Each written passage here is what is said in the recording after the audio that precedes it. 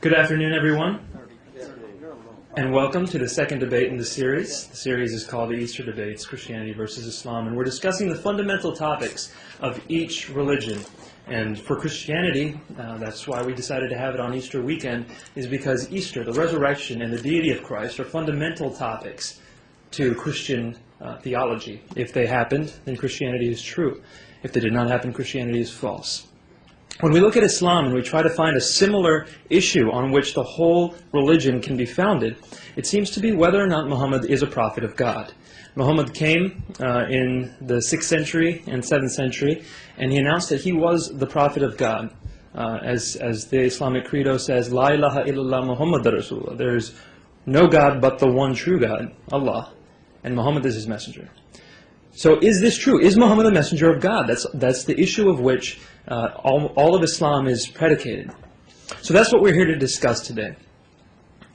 I would like to introduce Zaid Ahmed. Zaid Ahmed is from Boston. He has a degree in journalism, and he is a friend of Sami Zaatari, and Sami chose him to moderate this debate. So without further ado, Zaid.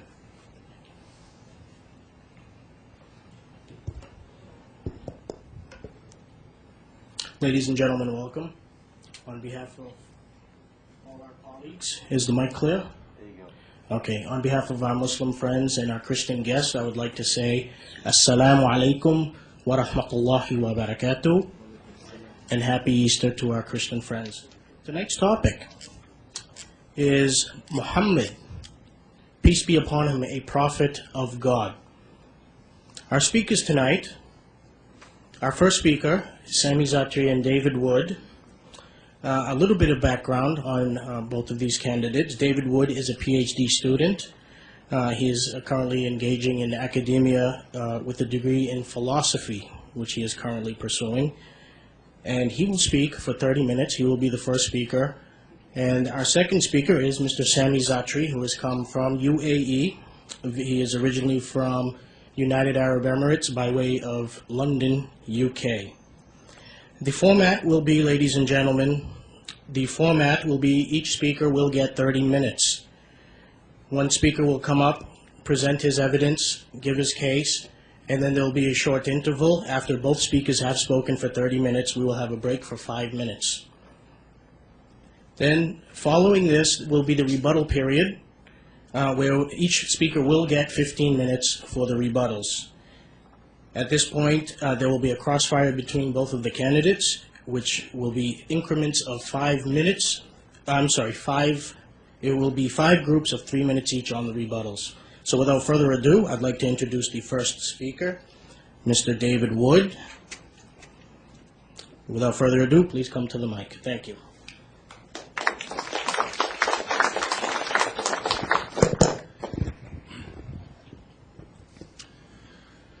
Well, good afternoon. I'd like to thank Old Dominion University for sponsoring our debates today. I think that these are some of the most important issues anyone could ever think about, and so it's great that we can discuss and defend our beliefs here in a university setting. I'd also like to thank Sami for agreeing to debate the prophethood of Muhammad. There aren't a lot of debates on the prophethood of Muhammad. There are dozens and dozens of Muslim debaters in the world, but I only know of about 4 who are willing to debate this particular topic, and Sami is one of them. So I certainly respect his confidence and his willingness to subject his prophet to scrutiny. I've been studying the life of Muhammad on and off for about 14 years. I began studying Islam when I was still an atheist, even before I ever investigated Christianity. And after I became a Christian, I studied Islam even more, mostly because during the last decade or so, 2 of my best friends have been dedicated Muslims, and so I ended up examining the evidence for Islam over a period of years in the context of 2 close friendships.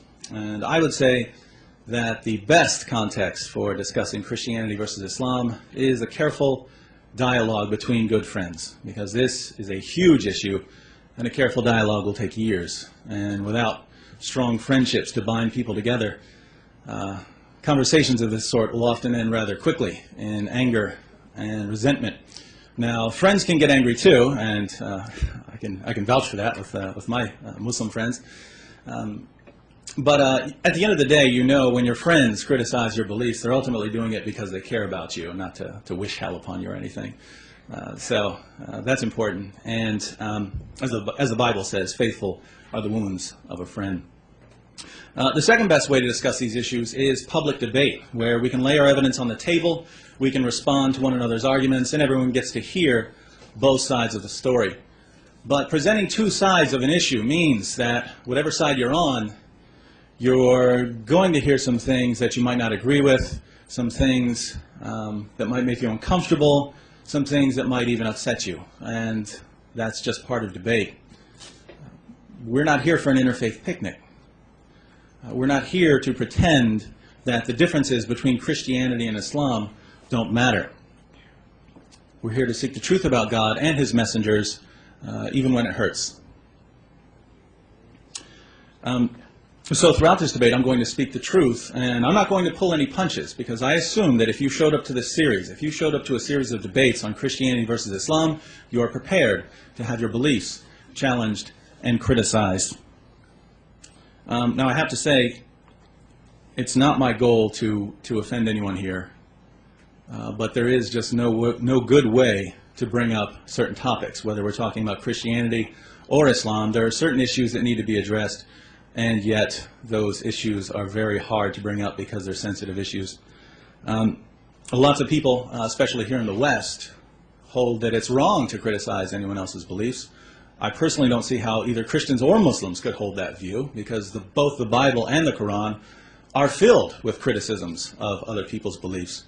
And so we have to agree that there is a place for criticizing one another's views. One of the sad things is that often when these criticisms are raised, and like it or not, Christianity is being attacked around the world, Islam is being attacked around the world, usually there's no one there to defend the beliefs that are being attacked. And so I would say that the best thing to do is to raise these criticisms in an environment like we're having this weekend, where there's always someone to respond to any objection that's raised. Here in my opening statement, I'm going to explain why I don't believe that Muhammad is a prophet of God. I'll do this by offering a positive case against Muhammad's reliability, and by responding to some common Muslim arguments and showing why these arguments fail. I'd like to begin, however, by saying a few words about methodology, because we need a sound method in order to arrive at the truth. If we have a flawed method of examining and weighing evidence, we run the risk of coming to false conclusions. Now, my method is simple, and I use the same method whether I'm investigating Christianity or Islam. Step 1, I go to the earliest historical material. Step 2, I apply the principles of the historical method so that I can separate strong, reliable data from weak, unreliable data. And step 3, I put all of the reliable data together and I base my claims on the facts. That's the method you'll see me use today as I debate Sami on the prophethood of Muhammad, and it's the method you'll see me use tomorrow as I debate Shadid on the resurrection of Jesus. But what about the Muslim method of investigation? I obviously can't speak for all Muslims, because Islam is very diverse and different people are bound to investigate Islam differently. But I can give you an outline of the methodology used by certain Muslim apologists who are growing in their popularity, because this method seems to be quite standard. Step 1, if you're examining an early source and you find something you don't like, just throw out the source. Say it's been corrupted and move on. We see Muslims doing this with the New Testament, but even more interestingly, Muslim apologists will do this with their own sources, various texts from the Hadith and the Sirah literature. I'm sure we'll see some of this over the next 2 hours. So if a historical source doesn't line up with the Muslim view, throw it out. Step 2, if you're examining an early source and you find something you don't like, and for whatever reason you can't throw out the source, just reinterpret. Muslim apologists reinterpret in 2 important ways. First, they reinterpret the meaning of various passages in the Quran and the Hadith. And second, they reinterpret Muhammad's motives when Muhammad's actions seem objectionable. So if you can't throw out a source, reinterpret it. Step 3, if you're examining an early source and you find something you don't like and you can't throw out the source and there's no way to reinterpret it, just commit what's called the tu quoque fallacy. You commit the tu quoque colloquy fallacy when instead of actually answering an important objection, you just point your finger back at the person making the objection. So suppose you catch me telling a vicious lie, and you say, David, you just lied. And then I respond, well, you've lied too. Do you see the problem with this response? Even if it's true that you've lied, and it is, it wouldn't change the fact that I had lied and that I'm accountable for my actions. Now, we see this approach quite often when we investigate the life of Muhammad. Whenever Muslim apologists can't answer a certain objection, they immediately point to another religion and say, well, look at all the problems in that religion, as if this makes Islam's difficulties go away. This is the tu quoque fallacy. So these are the three pillars of an apologetics method that's becoming quite common on the internet and in various texts by Muslim apologists. Throwing out sources, reinterpretation, and the tu quoque fallacy. Now many of you who are Muslims are thinking, no, that's not the method we use. And all I can say is, I promise that you will see this three-step method over and over again over the course of these debates. All right, now that we've seen how my method compares with the method used by some Muslim apologists, let's see how these competing methodologies play out as we investigate Muhammad's reliability. From a Christian perspective, Muhammad's most interesting claims are his claims about Jesus. We'll be discussing this much more tomorrow when we debate Jesus' death, resurrection, and deity. But I think it's important to note here that Muhammad made several claims that just don't line up with history, claims about Jesus. For instance, Jesus' death by crucifixion is regarded by many historians, even non-Christian historians, as one of the best established facts of ancient history. And yet in the Quran, Surah 4:157, we read that Jesus wasn't killed and wasn't even crucified. That's a problem. You see, when Muhammad makes a claim that's open to historical investigation, and we go to the evidence and we find that all of history says that Muhammad was wrong, well, that's at least some reason to think that maybe he wasn't getting his revelations from God. Islam faces this problem not only when we consider Jesus' death, but also when we consider his birth. According to Surah 19, Jesus began preaching as soon as he came out of Mary's womb. Now, the obvious difficulty here is that no one in the first century reports this, and certainly some of the early Christians, if this were known, would have reported this. But there's an even bigger problem.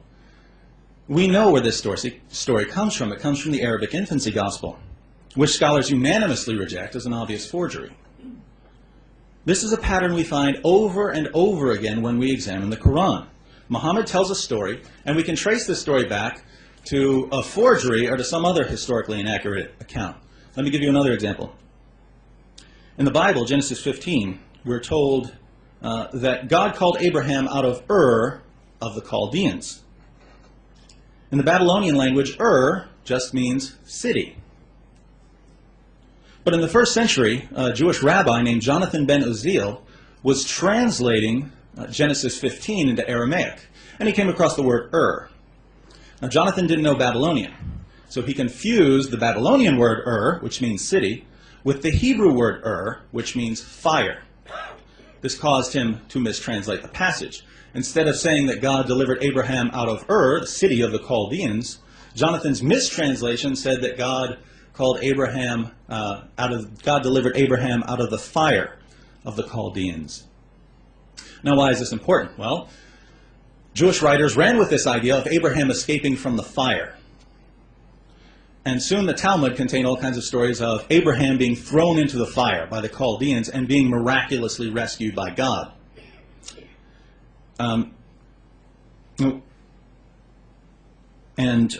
These stories were quite popular in Arabia during the time of Muhammad among the Jews living there. And this is crucial because in Surah 21, we read about Abraham being delivered from the fire. Now, Muhammad claimed that he was getting this story from God. But we know from history that this entire idea of Abraham being delivered from a fire was based on a mistranslation. So what makes more sense here? That God also mistranslated the word Ur? Or that Muhammad was getting his information from the people around him? It's not surprising then to read in Surah 6:25, 8:31, and 25:5 that Muhammad's contemporaries were accusing him of copying various tales in the Quran from earlier writers. Needless to say, these historical inaccuracies, and there are many more, certainly call into question Muslim beliefs about the Quran. Another problem we find when we examine the Quran is that some of Muhammad's revelations seem too convenient, and I want to try to put this as nicely as possible. Some of the revelations seem morally convenient. The only point of certain verses in the Quran is to justify Muhammad's behavior. For instance, consider Muhammad's wives. Surah 4:3 says that Muslims can marry up to 4 women.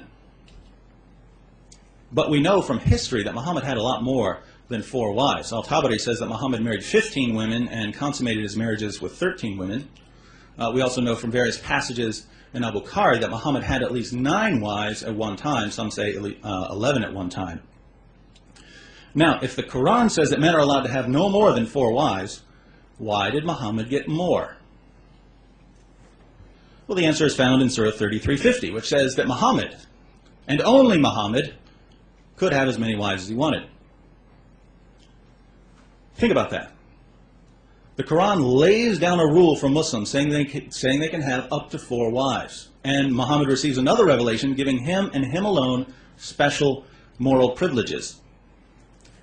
I'll just say that this bothers me, but I know that Sami has a response for us, so before you form any judgments, please wait till he gives an answer. Let's look at another revelation. Muhammad had an adopted son named Zayd, who was called Zayd bin Muhammad, Zayd, son of Muhammad. One day Muhammad went to visit him and was greeted by Zayd's wife, Zainab, who was one of the most beautiful women in Arabia and who wasn't wearing very much clothing at the time. Here's what happened according to Al-Tabari. She jumped up in haste and excited the admiration of the messenger of God so that he turned away murmuring something that could scarcely be understood. However, he did say overtly, "Glory be to God the Almighty. Glory be to God who causes hearts to turn." When Zayd found out that Muhammad was attracted to his wife, he decided to divorce her. Muhammad, of course, was worried about what people might think, and so he said, "No, keep your wife." But by that time, Zainab had found out that Muhammad was attracted to her. So she began despising her husband Zayd.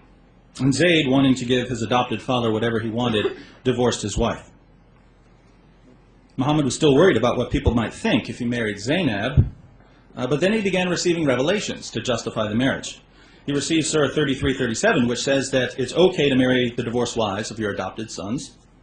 But people began criticizing him anyway. They said, wait a minute, Muhammad told us that it's wrong to marry the divorced wives of our sons, and yet he himself did it. So Muhammad received another revelation, Surah 33:5, which says that adopted sons aren't really sons, and so the rule just doesn't apply.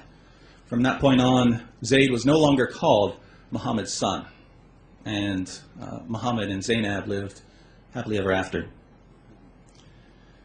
Here again, Muhammad's revelations seem too convenient. The Quran is supposed to exist eternally in heaven, and yet certain parts of it have more to do with justifying Muhammad's actions than with guiding humanity. Now, if that offends you at all, don't take my word for it. Aisha herself, Muhammad's favorite wife after Khadijah, notice this. In Sahih al-Bukhari, number 4788, Muhammad received one of his revelations, and Aisha says to him, "I feel that your Lord hastens in fulfilling your wishes and desires." So Aisha noticed this correlation. But things get much worse, because there are also some spiritual issues that seriously call Muhammad's reliability into question. I don't know what to make of all these spiritual issues. I'll just say, when I look at history and I'm trying to figure out who I should listen to, who the reliable messengers of God are, this certainly bothers me. We know from Muslim records that when Muhammad began receiving revelations in the cave on Mount Hira, his first impression was that he was demon-possessed. Later, his wife Khadijah and her cousin Waraka convinced him that he wasn't possessed, he was a prophet of God. Now, what happened in that cave when Muhammad began receiving revelations? I don't know. But I know this, when Muhammad ran out of the cave with Surah 96 ringing in his ears, he was convinced that he encountered something bad. And that's a problem. It's not the only problem. Think about the satanic verses, the verses that Muhammad delivered to his followers and later claimed were from the devil. Here's what happened. When Muhammad was preaching in Mecca, he didn't win very many converts. But he wanted his countrymen to accept Islam, and he was hoping to receive a revelation that would help them. Then one day he got the revelation he was looking for. It said, "Have you not heard of Alat and Alusa and Manat, the third, the other? These are the exalted cranes whose intercession is to be hoped for." This is what Surah 53 originally said. It said that in addition to Allah, there are three goddesses that Muslims can pray to: Alat, Alusa, and Manat. Muhammad delivered these verses to his followers. He bowed down in honor of them, and his followers bowed down with him. But a little later, Muhammad came back and said that these verses, which he had delivered as part of the Quran, weren't really from God, they were from Satan. And he replaced them with the words that we find in the Quran today. So when you read Surah 53, keep in mind the fact that it originally promoted polytheism, and that Muhammad couldn't tell the difference between a revelation from God and a revelation from Satan. Those are problems if we think about his reliability. It's also interesting to note that at one point late in life, Muhammad was the victim of a magic spell that lasted about a year. According to several passages in Al-Bukhari, one of the Jews stole Muhammad's hairbrush and used it to cast a spell on him. The spell made him delusional. So according to Muslim sources, God's greatest prophet, at the peak of his prophetic power, was the victim of black magic for about a year. That's a problem. Now let's put all this together. Muhammad made certain claims that we can investigate historically, and when we investigate them, we find that these claims are false. We know that some of Muhammad's revelations were convenient, giving him special moral privileges. Beyond this, the evidence shows, one, that Muhammad originally thought he was demon-possessed, two, that he delivered verses from Satan, and three, that people could cast spells on him. I would say that these facts, taken together, are enough to rule out Muhammad as a prophet, unless there's good evidence for Muhammad's prophethood that outweighs all of these issues. So is there good evidence for Islam? Let's consider three of the most common arguments used to show that Muhammad was a prophet. First, there's the argument from literary excellence, which is really more of a challenge than an argument. We find this challenge in several places in the Quran. Surah 223 says, "If you are in doubt as to that which we have revealed to our servant, then produce a chapter like it, and call on your witnesses besides Allah, if you are truthful." So the claim is this: each chapter of the Quran is so amazing that it could only come from God. And if you want to prove that it's not from God, just try to write something like it. In case you've never read a chapter of the Quran, I'll give you an example. This is Surah 109. "Say, O unbelievers, I do not serve that which you serve, nor do you serve him whom I serve, nor am I going to serve that which you serve, nor are you going to serve him whom I serve. You shall have your religion, and I shall have my religion." That's a surah. It's one of the short ones. Some are much longer. The question is, are these words so amazing that they could only come from God? Obviously not. So at this point, Muslims usually say, well, it only works in Arabic. And here, I just have no clue what Muslims could possibly mean. Surah 109, like every other surah in the Quran, is composed of words, one after another, arranged so that they can convey some sort of meaning. If you say that only God could write Surah 109, then you're saying that a human being couldn't possibly arrange words in the order we find in the Arabic version of this surah. Now that's just absurd. Human beings can arrange words in whatever order we like. And so the Muslim claim makes no sense, at least to me. Just imagine what you would think if one of Shakespeare's fans said that if you can't write a play like Romeo and Juliet or a play like Hamlet, you have to admit that Shakespeare was inspired by God. This argument wouldn't impress anyone. But even if we take the argument from literary excellence seriously, we only need to do a little historical research in order to learn that Muhammad's challenge has been met over and over and over again for nearly 14 centuries. Now, I know what the Muslims in the room are thinking. No, everyone who has tried this has failed. Well, failed according to whom? To Muslims? I'm not sure that Muslims are impartial judges of the literary quality of the Quran. But besides this isn't a challenge for Muslims. This is a challenge for unbelievers. Muslims aren't the judges here. Supposedly, when a person tries to write something like a chapter in the Quran, he'll find that it just can't be done, and he'll feel ashamed. But that's not what happened, and we know that this isn't what happened even in Muhammad's time. In the early Muslim sources, we read about a man named Al-Nadir. When Muhammad was in Mecca, Al-Nadir used to follow him around. When Muhammad would deliver a passage from the Quran, Al-Nadir would say, "I can tell a better story than that." Then he would stand up and recite some verses of his own. And he would challenge the listeners and say, in what way is Muhammad's story better than mine? What was he doing? He was doing exactly what the Quran says unbelievers can't do. And people have been doing it ever since. So this argument fails on multiple levels.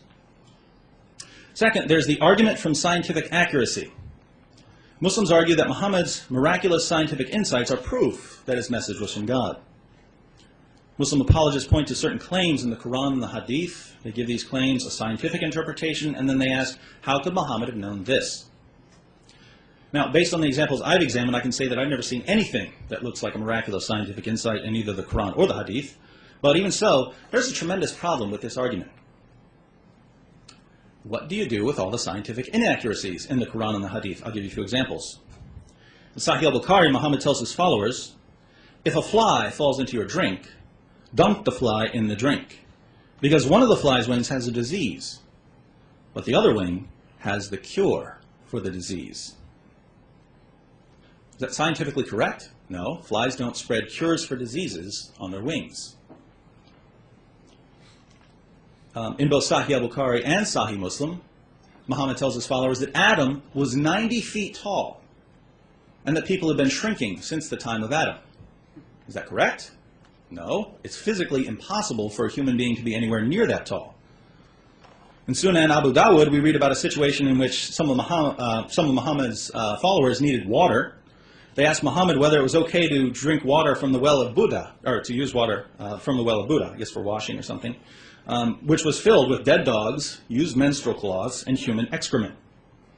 Muhammad replied, truly, water is clean and is not defiled by anything. Really? Not even by dead dogs and human waste? So we read things like this in the Hadith, but what about the Quran? Well, Surah 1886 tells us that Alexander the Great traveled so far west, he found the place where the sun sets.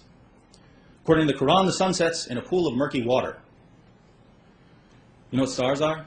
According to Muhammad, Surah 37, Surah 67:5, and the Hadith tell us that stars are missiles that God uses to shoot demons when they try to sneak into heaven. When you see a shooting star, it's because God became angry and hurled a star at a demon. In Surah 27, ants talk to Solomon. In Surah 86, we learn that sperm are produced between the ribs and the spine. And according to several verses in the Quran, humans come from a clot of blood. Obviously, Muhammad made many claims that are scientifically false. Now, I'll be honest, these scientific errors don't bother me at all. I don't expect someone writing in the 7th century to have a modern scientific worldview, even if he is a prophet. That's not what I'm arguing. All I'm saying here is that the argument from scientific accuracy, the argument that says we know that Muhammad was a prophet because of his scientific accuracy, this argument fails. Third, there's what we might call the argument from moral excellence, which goes something like this. If you look at the life of Muhammad, you'll see that he was so wonderful, that his character was so flawless, that his life was so amazing. He must be a prophet of God.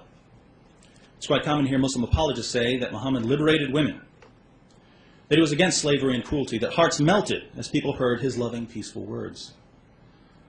I have absolutely no clue what sources Muslims are reading when they say these things. Now, don't get me wrong, Muhammad had many good qualities. He was courageous. He was dedicated to prayer and to helping orphans and widows. There were times when he was very merciful. The problem is that Muslims tend to exaggerate all of Muhammad's good qualities and to completely ignore other things which would be objectionable. For instance, the early Muslim records are filled with acts of extreme brutality by Muhammad and his followers. Assassinations, beheadings, and torture. We find Muhammad ordering his followers to kill people who insult him, to kill people who write poetry against Muslims, and of course to kill people who leave Islam. If you'd like details, let me know. As Muslims in the room know, the Quran allows men to have sex with their slave girls and female captives, those whom your right hands possess. We find this in Surah 4:24, 23:6, and 70:30. Surah 33:50 specifically grants Muhammad the right to have sex with his slave girls, and we know that he took advantage of this verse because he eventually got one of them pregnant, Mary the Copt. Most people today would say that it's wrong to have sex with your slave girls and captives in battle. Here we could also think about Muhammad's relationship with his wife Aisha. It's a historical fact that Muhammad had sex with a 9-year-old girl named Aisha.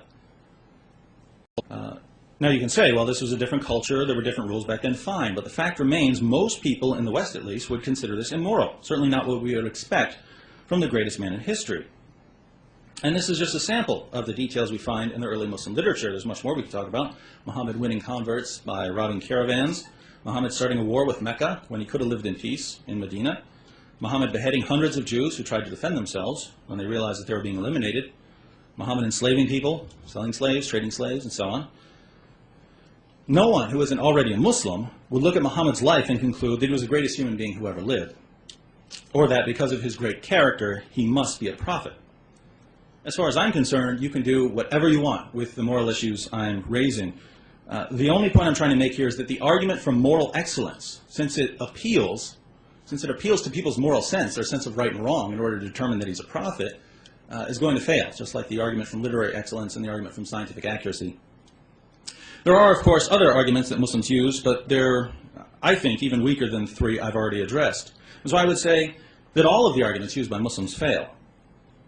Now, if I'm right about this, then there's just no good evidence for Islam, and that means that we're left with numerous problems and nothing to outweigh these problems.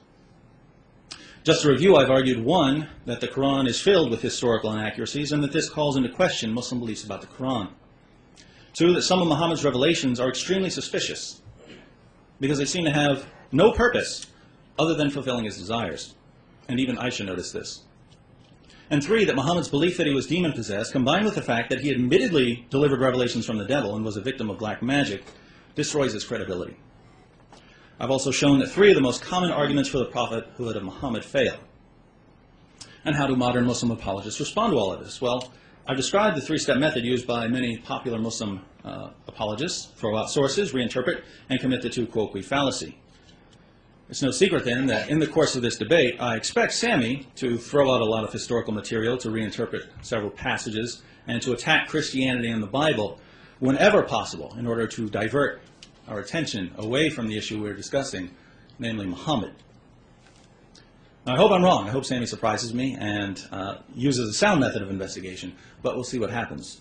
To win this debate, Sami will need to do 2 things. First, he'll need to show that the arguments I presented are somehow weak or flawed. And second, he'll need to show that there's good evidence that supports the prophethood of Muhammad, enough to outweigh the difficulties I've raised. Until he does both of these, I think we're entirely justified in concluding that Muhammad was a false prophet.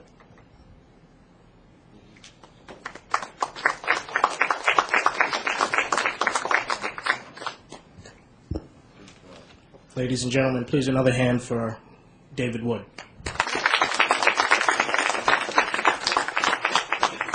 Up next, we will have 30 minutes. It will be a rebuttal and presentation by Sami Zaatari. And from there will be a 5-minute break. So, Sami, without further ado, please give us your presentation. Thank you.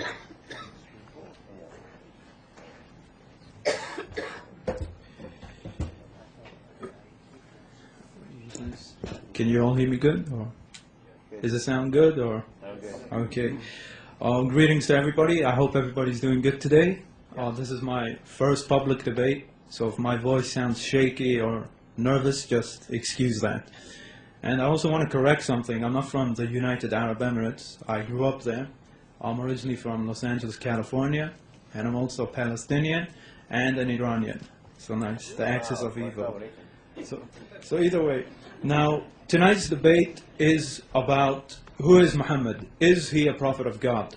Now, I say yes, I'm a Muslim. I say, of course, he's a prophet of God.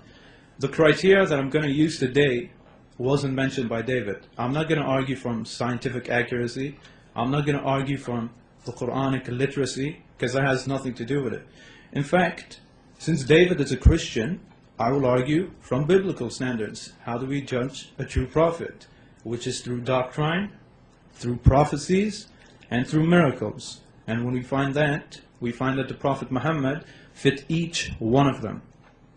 So with that said, let us look at the first proof or criteria that Muhammad is a prophet of God, and that is his doctrine.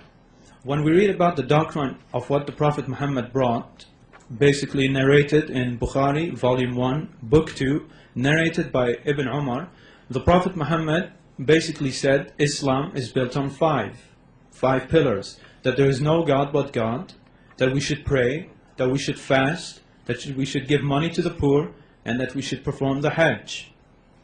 Now when we read each prophet's message, we see that is exactly the same thing that each one of them brought. Such as Jesus in Mark chapter 12 verse 29. Jesus said, the Lord is one.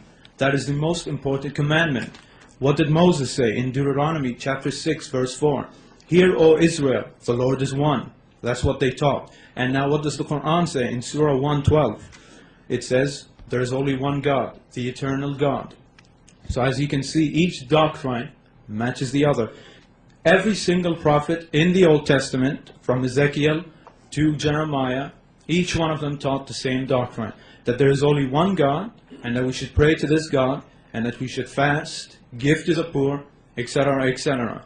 The Prophet Muhammad did not bring anything new, a new doctrine saying, worship three gods in one.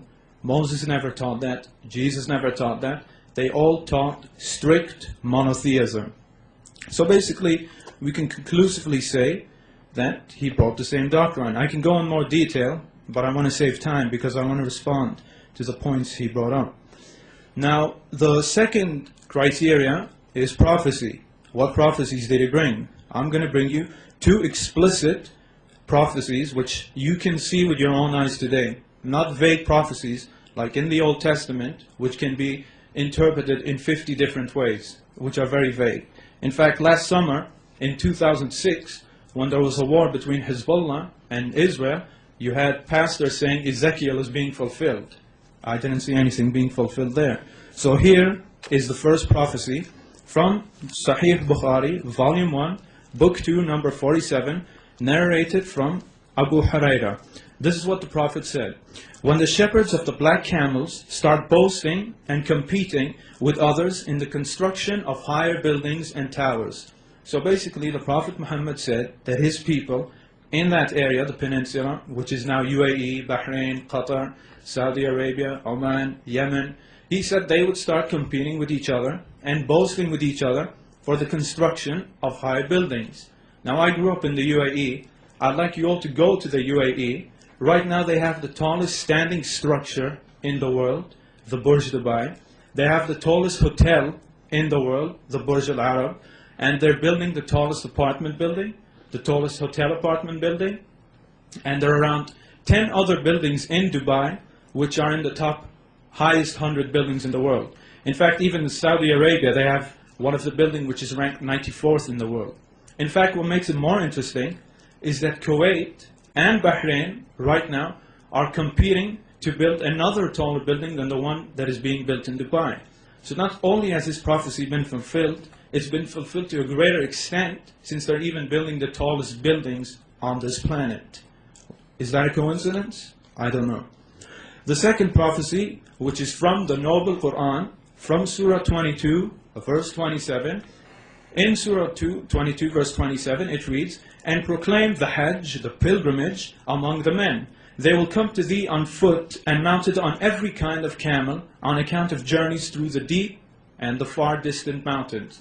So basically this prophecy, it's a prophecy and a teaching saying, proclaim the teaching of the Hajj and people will come from everywhere.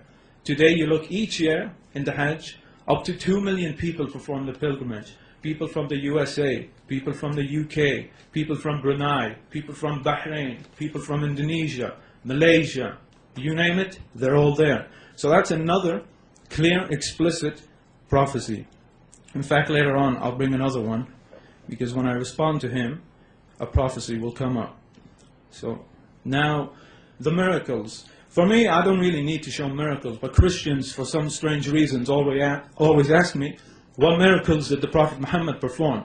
Which is baseless, since Jesus himself said, only wicked people, sons of an adulterous nation, ask for a sign. So I don't understand why Christians find it so necessary for miracles. Although it is necessary when you read the Bible, so maybe that's it. But now, let me find you one prophecy. Here's one, narrated from Abu Huraira in Sahih Bukhari, volume 4, book 56. Abu Huraira used to narrate many hadiths, and he used to say, how will I remember these hadiths, because We all have memory loss sometimes. We can't memorize everything. So the Prophet Muhammad told him, come here. And he wrapped his hand around Abu Huraira. And since that day, Abu Huraira admitted that he never forgot a hadith. All of a sudden, his memory became perfect. And he is the man who narrated the most hadiths more than anyone. Here's another one from Ibn Kathir's biography. There was a battle one day, the Battle of Badr, I believe, and one of the Muslims, he lost his eye, his left eye. The Prophet called him to him. The Prophet spat in his eye, and his eye became the healed one. His eye healed, and it became the better eye. So, if that's not a prophecy, then I don't know what is. When your pupil comes out, and a man comes, spits in it, and it becomes the better eye. So these are just a few miracles for you. There are many more, but for me, I don't really need miracles to prove my faith. Now, these are the main points for you. We had the prophecies, we had the miracles, and we had the doctrine. It doesn't matter if I come up here and speak to you for 1 hour about what he did, what he said. All of you here, you want to see the answers to the points he brought. You don't want me talking about prophecies non-stop. And that's exactly what I'm here to do anyway, to respond to the points they often bring up.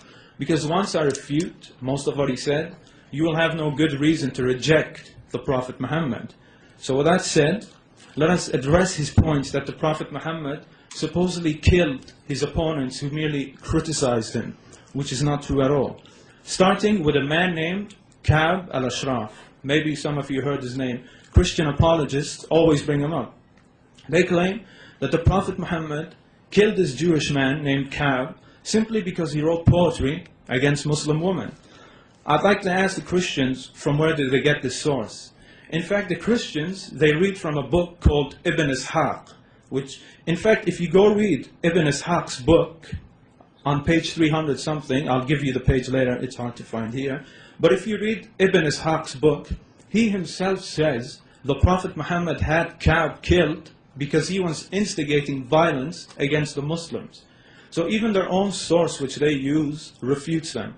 So I would like to ask the Christians, from where did you get this basis, this false basis, that the Prophet Muhammad killed Ka'b for simply criticizing him?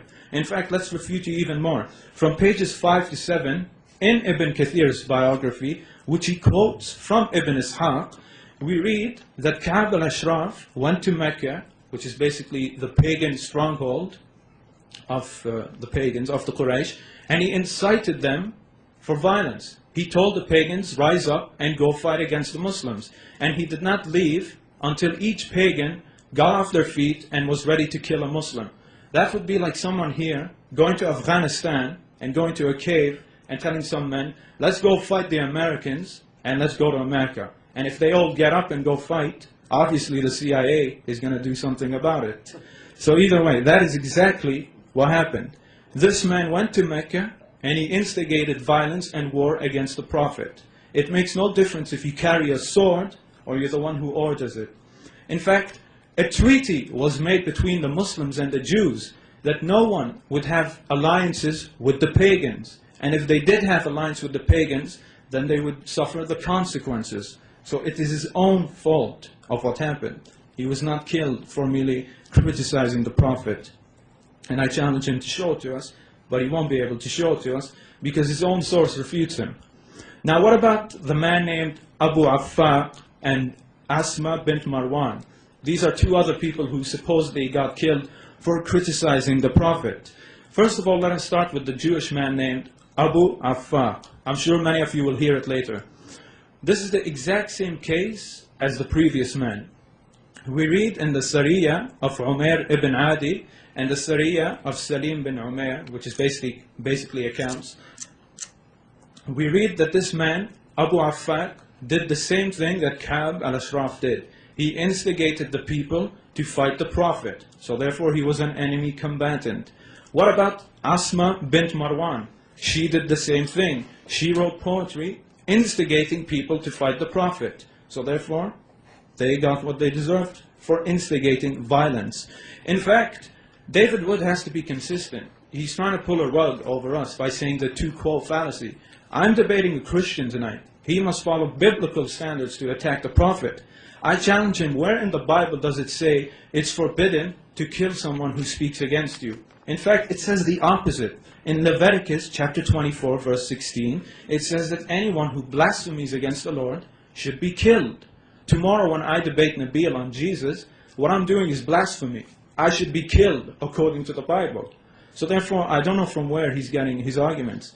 Let us assume that the Prophet simply killed them for criticizing him, which he didn't. Even if he did that, that wouldn't make him a false prophet according to the Bible.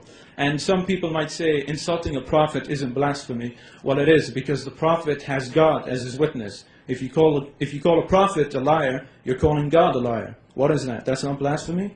So either way. Now what about the Jews? He brought up the point that the Prophet Muhammad slayed the innocent Jews. Well, first of all, when the Prophet Muhammad went to Medina, which is the city beside Mecca, the Prophet Muhammad and the Muslims, they made a treaty with the Jews, which is outlined in pages 231 to 234 in Ibn Ishaq's book, and pages 213 to 214 in Ibn Kathir's. I'll give you a summary of what the Muslims and the Jews agreed upon. Both groups agreed that the Jews would have their own religion and the Muslims would have their own religion. They also agreed that the Jews are one nation with the Muslim. So much for anti-Semitism. They also agreed that the Jews would bear their own expenses and the Muslims would bear their own expenses. They also agreed that the Jews and the Muslims would help each other in war. So if a Jew was getting attacked by the Quraysh, the Muslims would help them in the war. And another agreement was, those who help the Quraysh, such as Ka'b, will get no protection and they will become an enemy combatant. And another agreement, whoever kills or fights a Muslim, or vice versa, whoever kills or fights a Jew, they will come under justice and they will be punished. They both agreed to these treaties. So anyone who breaks these treaties should not cry when the consequences arrive. So what about the Bani Qaynuqa? That's one of the Jewish tribes. They're called Bani Qaynuqa. They were the first tribe. I think he'll bring them up, or some other apologists will bring them up. They claim that the Prophet Muhammad kicked them out for no reason. First of all, if you read what happened, the whole story is this. There was a Muslim lady who was walking into a marketplace of these Jewish people. And when she sat down, one of the Jewish merchants, he put something on her dress, so when she got up, she got exposed. Now there was a Muslim at the scene, so he got very angry, and he ran towards the Jew, and he killed the Jew. Now that is a crime. But what happened, instead of the Jewish people following, saying justice, they lynched the Muslim. So when the family of the Muslim guy saw him getting lynched, they called the other Muslims to come help, and therefore a big battle broke out. So if the Jews followed the treaty, they would have simply arrested the Muslim man, taken him to the Prophet Muhammad, and he would have been dealt with. And what you also must understand, in the Middle East, back then, even today, if you insult a lady's honor, that in itself is almost a death sentence, which even the Jewish people would agree with. So it doesn't excuse what the Muslim did, because he would have gotten punished, but you have to understand the culture back then. So the Jews took the law into their own hands, and they lynched this Muslim, which is against the treaty. Now what about the other tribe, the Banu al-Nadir? Well, the Banu al-Nadir tribe, the Prophet Muhammad went up to the Banu al-Nadir tribe and he told them, you have some expenses to pay for something else. They had their own conflict. So the tribal leaders of this Jewish clan got together and they said, let us kill the Prophet Muhammad. So they found an assassin who was supposed to throw a big rock on the Prophet Muhammad while he laid down.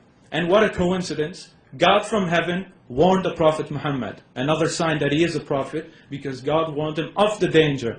So the Prophet Muhammad found out about the danger and he exposed the Banu al-Nadir and they were expelled. In fact, what's so nice is that when the Banu al-Nadir got exposed, the Prophet Muhammad allowed the Jewish people to take all their property with them, and the Jews even burned their homes down. If the Prophet was a thief, why would he let them burn their homes down? He would have just taken it all, and he would have taken all their property. But he didn't do that. So much for being a thief. He let them go with their property. Do we see that today? Like when the Jews kicked the Palestinians out of Palestine, like my grandmother, did they let her take her property? No. And she died 2 weeks ago, and I dedicate this debate to her. So, another Jewish tribe, the one they always bring up, the Bani Qurayza, the 800 Jews who were beheaded, they always try to make it seem so bad. First of all, there's a whole story behind this. I'll try to explain it in 5 minutes. As you know, the Muslims were at war with the pagans. Now one day the pagans decided, let's go attack Medina. So the Prophet found out about it, so he made a plan with the Muslims. Let us dig a trench around Medina. And they only dug the trench at the north of Medina, because Medina was covered by mountains and trees. So it would have been too hard for the Quraysh to go from there. They only could enter from the north. So the Muslims built a trench around Medina. Now during the siege, some of the Qurayshi, they managed to get someone through to the Bani Qurayza. Now you must understand, the Bani Qurayza are at the south of Medina. The Muslims are at the north. So one pagan from the Quraysh went to the Bani Qurayza and he told them, join us in this assault against the Muslims. Now remember, I told you there's a treaty between the Muslims and the Jews. And this guy is telling the Jewish tribe, join us. And what happened? The Bani Qurayza agreed. So this was like Judas, because the Muslims didn't build a trench at the south. They expected the Jewish tribe to protect them. So if the attack went through, I would not be here today, because the entire Muslim population would have been wiped out. But God protected the Muslim, another sign that Muhammad is a prophet. He made the conditions so bad for the pagans, so windy, so dusty, that they couldn't mount their attack. And the Bani Qurayza couldn't do what they wanted to do. So then the Prophet Muhammad found out about what the Bani Qurayza did, which was the worst treachery. They were going to assault the Muslims from the south with the pagans, which was breaking the treaty. So the Prophet Muhammad said, we're going to go attack the Bani Qurayza for what they did, which is completely justified. The Jews signed the agreement. They all agreed that they would face the consequences. In fact, perhaps the Prophet Muhammad would have given them mercy. We look at the Bani Qaynuqa tribe and the Banu al-Nadir tribe. Did the Prophet kill them all? No, he let them go.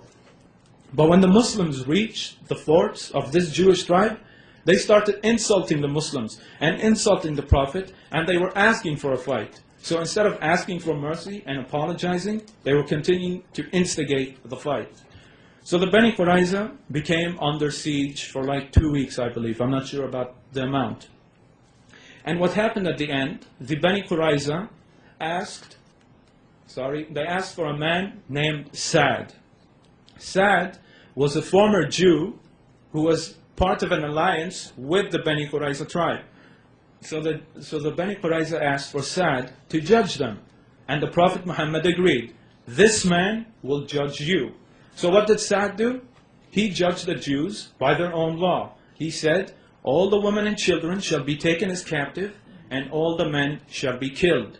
And the Jewish leader himself said, you have judged us by God. He even knew he was getting exposed by his own law. And if you want the ruling from the Bible, it is from Deuteronomy chapter 20, verses 13 to 14, where it says, if you besiege a town, kill all the men, leave all the women and children. So it's okay for the Jews to have that law to do to other people, but when it happens to them, it's all wrong. Double standards, I don't know.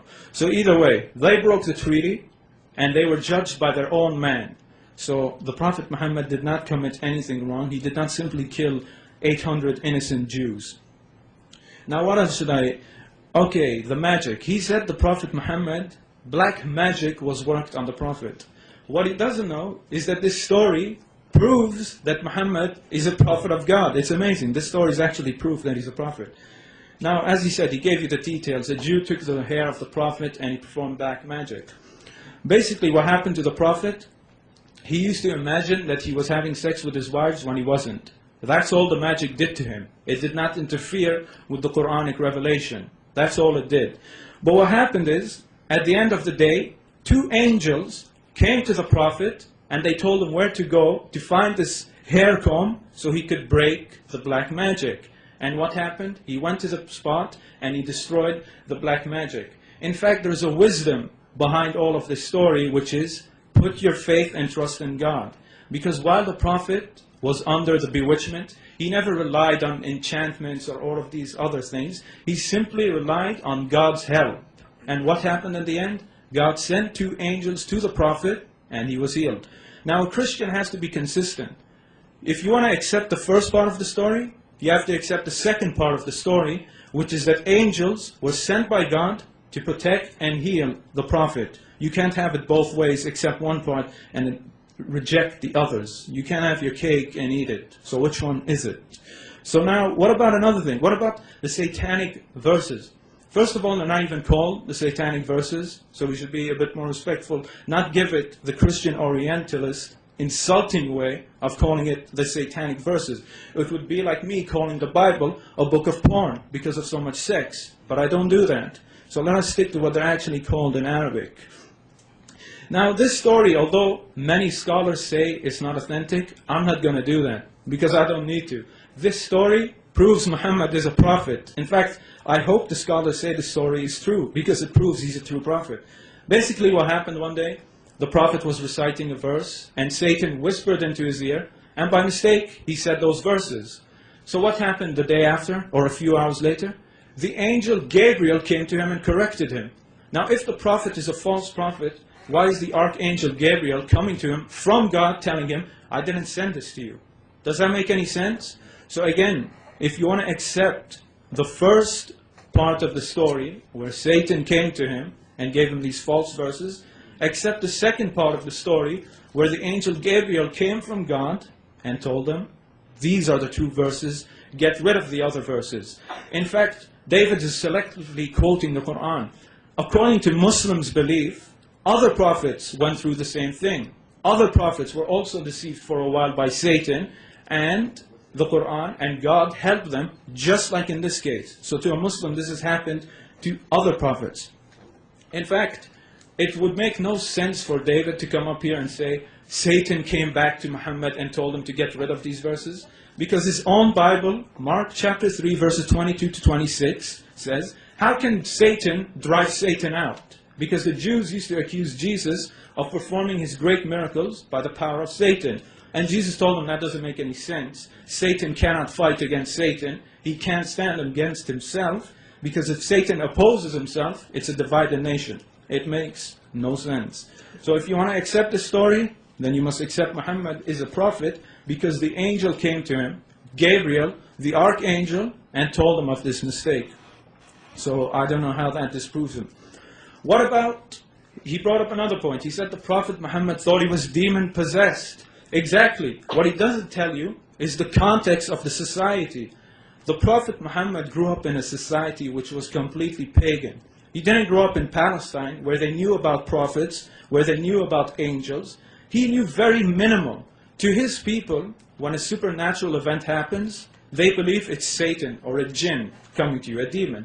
So if I grow up in a society where my parents and everyone tells me that, hey, if something supernatural happens to you, it's a devil. And then something supernatural happens to me, what am I going to think?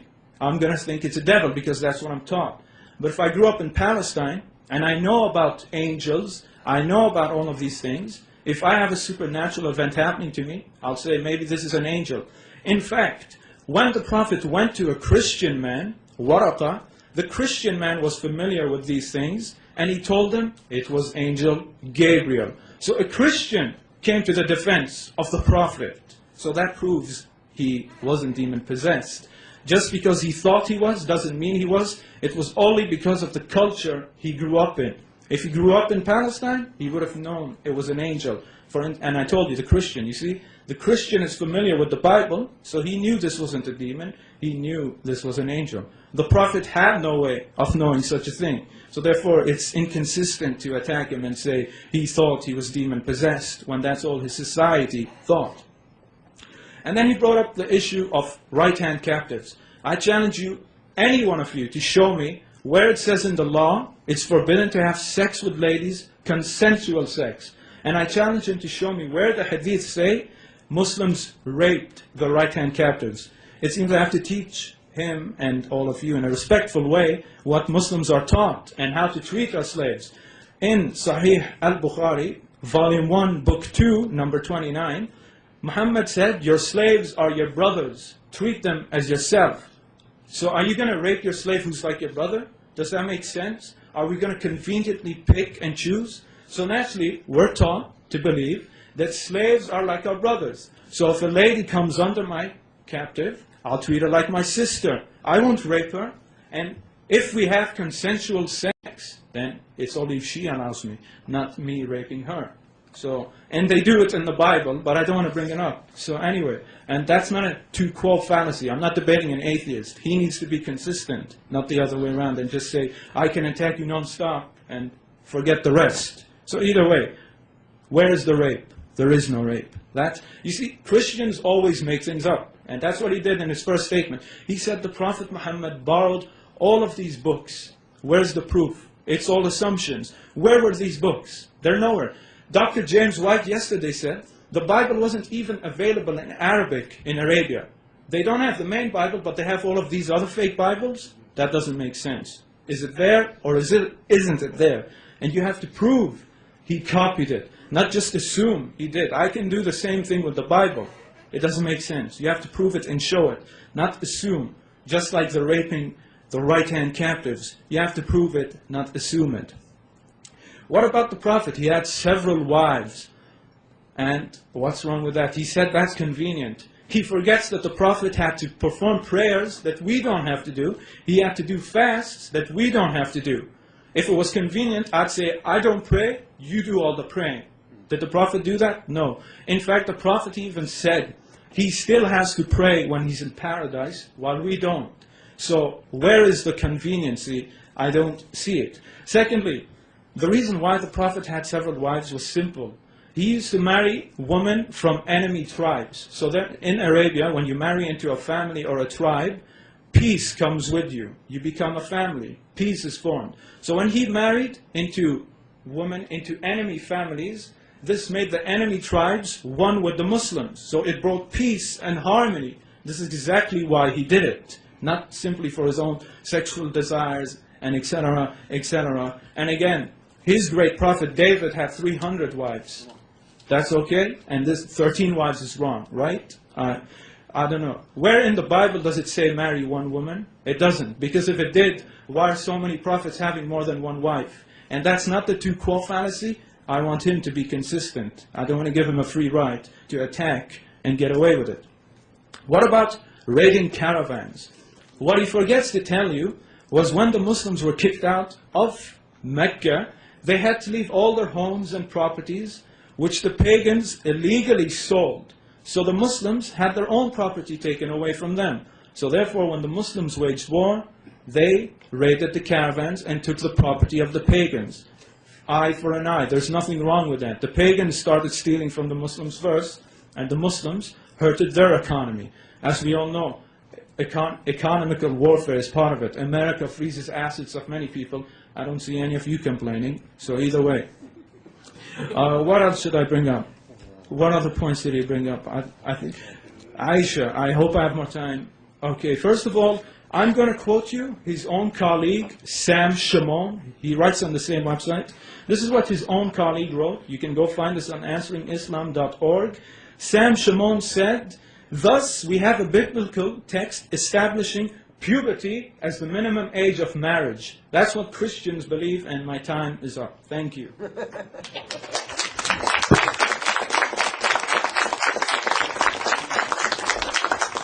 We now have time for a 5-minute break. Turn off pagers and cell phones. Does anyone still use pagers anymore? Yeah, because I get one in the hospital, and to me pagers are part of my life, but I don't think anyone else does, because you don't get to answer your pager and just look at it. Anyway, okay, so please turn off pagers and cell phones, put them on vibrate or silent, preferably turn them off because they've been known to have minds of their own and just ring randomly. So what we're about to do now is we're about to begin the rebuttals. We just heard opening statements from David and from Sami, and now the object of the next 15 minutes each is to show how the other person's opening statement was inaccurate and also to defend one's own opening statement. So at this point, I will ask David Wood to start with the rebuttals.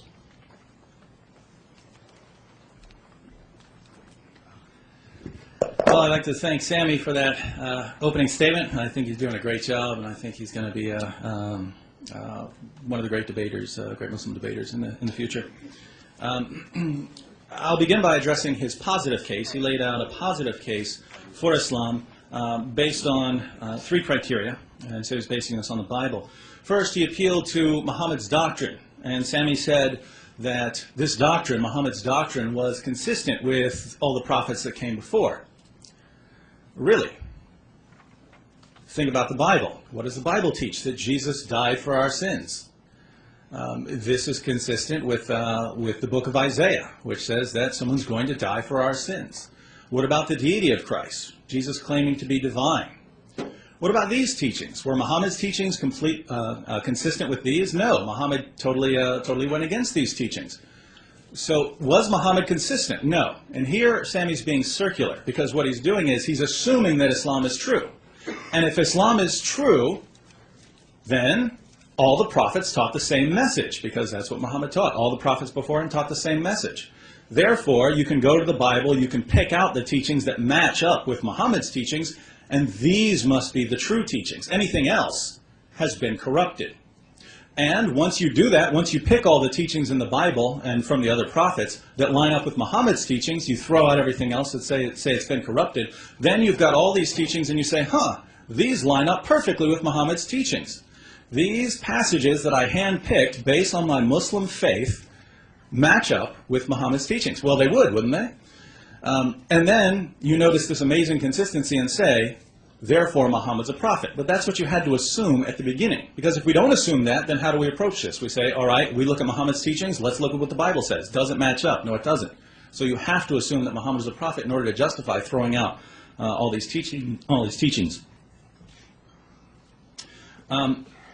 Sami's next argument was from fulfilled prophecy. He gave two examples. He said that Muhammad said that people would compete over the construction of tall buildings. That's been around forever, even in ancient Arabia. It wasn't, of course, skyscrapers, but they were competing over building tall buildings. And he says that people would come from everywhere to perform the Hajj. Well, they were doing that before Muhammad. That before Muhammad came and had his followers go to Mecca, that was a pagan practice. The pagans did that, and they came from all over the place. This is where Mecca made its money. That's why people were so mad at Muhammad when he was criticizing their idols. So I'm not sure how strong these are, but I'll raise some other problems with this. According to Muhammad, predicting the future is not evidence that a person is a prophet. Let's see what Muhammad says in Al-Bukhari. Some people asked Allah's messenger about the foretellers. These were fortune tellers, people who were predicting the future. He said, they are nothing.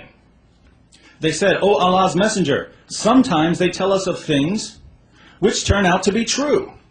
So these people are predicting the future, and they're doing it accurately. Allah's messenger said, "A devil snatches that true word and pours it into the ear of his friend, the foreteller, as one puts something into a bottle. The foreteller then mixes that word with 100 lies." So according to Muhammad, these fortune tellers who are predicting the future were doing it because of a jinn. The jinn would hear something from God, then tell it to the fortune teller. The fortune teller would mix it with lies and then spread it. And Muhammad says this is no evidence at all, even if they were getting it right. And so the examples that Sami presented I don't think are very persuasive. For instance, the people coming to Mecca from the Hajj. I mean, Jesus said that the gospel would be preached in all nations. The gospel is now being preached in all nations. I wouldn't consider this a tremendous fulfillment of prophecy. I wouldn't use that as evidence, probably. So the examples aren't very strong, and yet we find Muhammad himself saying predicting the future is not evidence. So Sami says predicting the future is evidence for Muhammad. So we have Muhammad's view versus Sami's view. Of course, Muhammad's view helps me more right now, so I'm going to go with Muhammad. You Muslims can go with Sami if you like. Besides this, I think there are examples of prophecies that weren't fulfilled by Muhammad. Muhammad said things that weren't fulfilled. For instance, in Sahih Muslim, Anas reported that a person asked Allah's messenger, Muhammad, as to when the last hour would come. He had in his presence a young boy of the Ansar who was called Muhammad. Allah's messenger said, "If this young boy lives, he may not grow very old till he would see the last hour coming to you." So this young boy is when he grows up, eventually is going to see the last hour. Unless that kid's about 1,400 years old now, I don't think this prophecy was fulfilled. Next, Sami argued that Muhammad performed miracles. And he drew one example from Ibn Kathir and one from al-Bukhari about Muhammad performing healings. Well, I have a question. How early are these records? We have to apply the historical method. How early are these records? Al-Bukhari is about 2 centuries after the lifetime of Muhammad. 2 centuries. Now imagine if I came with some evidence from the 3rd century and I tried to use this as evidence for Christianity. I'm not sure you would find that incredibly persuasive. And Ibn Kathir, also very late. So, now I would take these seriously if it weren't for certain other things. In the Quran, Muhammad is constantly asked, why aren't you performing miracles? Why aren't you performing miracles? Why aren't you performing miracles like the prophets of old? And he says, because I'm only a warner, because I've got the Quran, that's my miracle. He never says, but what are you talking about? I'm performing miracles all the time. That's not what we read. And so the Quran, our earliest source, we find over and over again Muhammad's not performing miracles. And then we get to Al-Bukhari, 200 years later, all of a sudden we have miracle claims. What happened in those 200 years? Well, it's very simple. Muslims went out preaching these messages, and they ran into Christians and Jews. And every time they ran into Christians and Jews, the first thing Christians and Jews said were, okay, you got a prophet? What miracles did he perform? We'd like to know. Jesus rose from the dead. What do you got? And then the Muslims said, we got this book. We got the Quran. And they're, what are you talking about? That doesn't even make any sense. And then the Muslims came back, aha, we remember Muhammad split the moon. Muhammad performed all these healings. And so, maybe they did. Maybe they are accurate, but I'm not sure how much evidence, how much weight I can give to texts which are hundreds of years after the events and contradict the earliest source, which is the Quran. So that was Sami's positive case. So you can judge how strong that was and whether that establishes that Muhammad is a prophet.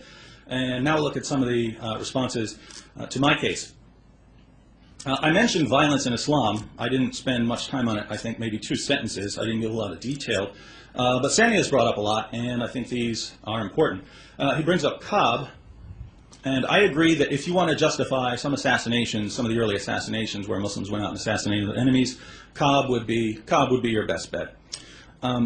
He says that the treaty was formed with the Jews, but the Jews broke it. So Ka'b was breaking a treaty. I'm going to hold off on that for just 1 second because I want to talk about that when I talk about the how Muhammad handled the tribes. But Abu Afak and Asma, these concern me more. Ka'b, okay, Ka'b was clearly stirring up some trouble. But with Abu Afak, one interesting detail, the guy was more than 100 years old. He was killed for writing a poem. In that poem, he said, you people are turning to Muhammad. You would be better off following one of the ancient leaders of old. He wrote a poem saying that. Muslims, how dare you say that someone should follow someone other than Muhammad? And Sami agrees. He's criticizing Muhammad. He's trying to rile people up against Muhammad. How dare he? And so this guy, who was over 100 years old, was killed in his sleep by Muslims, stabbed through his liver, according to the earliest sources. I'm not sure that's entirely justified. But Asma, I think, was even worse. Her entire criticism of the Muslims was based on Abu Afak being killed. She said, how could you kill this guy who's over 100 years old? How could you do that? And then she criticized the Muslims and said, look, someone needs to stand up against these guys. And the records of how she was killed are very interesting. Muhammad said, who's going to go kill her for me? And someone went in there and found her sleeping in the middle of her 5 children. One had to be pulled away because she was breastfeeding. And then she was stabbed to death. And it was interesting because the next day, Muhammad's, the assassin came to Muhammad and felt bad. He said, Muhammad, she had 5 children. And Muhammad said, don't worry, 2 goats won't butt their heads over her. No one cares about her. Well, I'm 1,400 years later, and I care a little bit. So, I don't know. But there again, her crime was a poem criticizing Islam. And here's the interesting thing. Muslims were doing the same thing. Muslims, we have them recorded. Muslims are writing all these poems against these pagans and Jews, and the Jews and pagans are writing poems back. And the Muslims say, how dare they write these poems? They deserve to die. And well, we have to be consistent here. If it's wrong to write poems against someone else, then okay, then the Muslims are wrong too. Sami says, according to the Bible, blasphemy should be killed, so he should be killed. Well, yeah, if you ignore all subsequent revelation, including the New Testament, which says, love your enemies, love those who persecute you, and so on. I'm not willing to throw out all the subsequent revelation. He brought up the slaughter of the Qurayza Jews and the other tribes. He said, well, they signed a treaty, and then they violated the treaty, so they did deserve, the first two tribes did deserve to be expelled, and everyone else did deserve to die. Think about that. These tribes, which were so bad, Muhammad was called to Medina as a peacemaker. These people were so sick of fighting amongst themselves, they brought in Muhammad as a peacemaker. That was his job. His job was to stop fighting. They were completely sick of it. So they bring in Muhammad as a peacemaker. The first thing he starts doing is attacking Meccan caravans. And he attacked them not once, not twice, not 3 times. He attacked them 7 times before the Meccans finally reacted and said, all right, we're putting a stop to this. So if you're the tribes in Medina, what are you thinking? We brought this guy in as a peacemaker, and he's doing nothing but bringing us war with Mecca. And Mecca is very powerful. And so I would ask you, who broke the agreement? Muhammad is brought as a peacemaker, and he brings them war with Mecca. Did they have a right to back out of this deal? I say they did.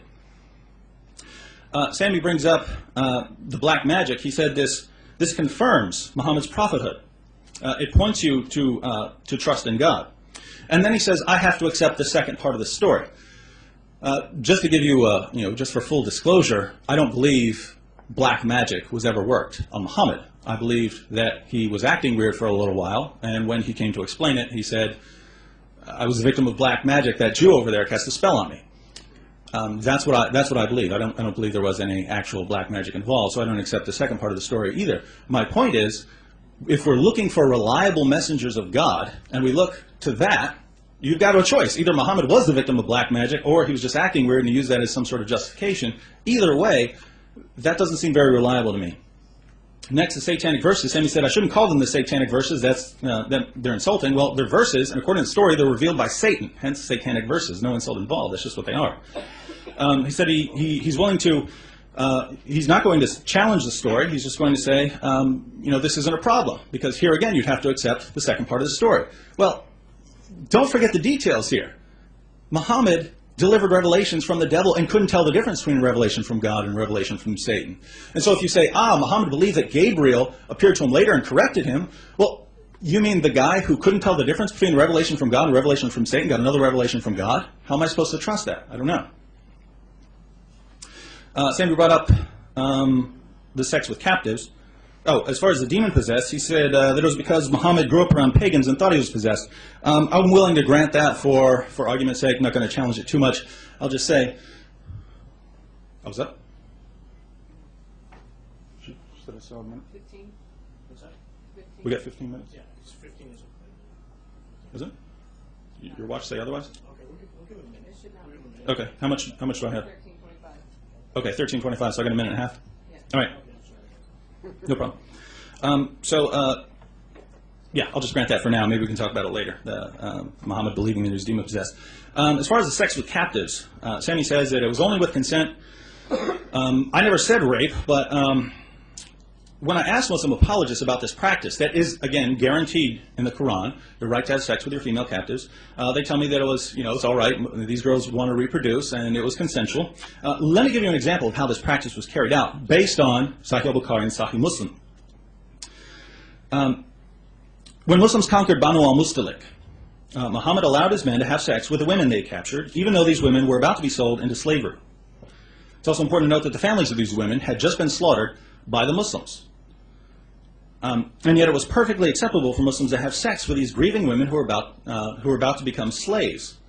Now, do you think these women who were just, their country was just conquered, do you think any of them want to have sex with the people who just slaughtered their families? I would say no. And yet Muhammad said you have every right to go in there and have sex with these women who are about to be sold into slavery.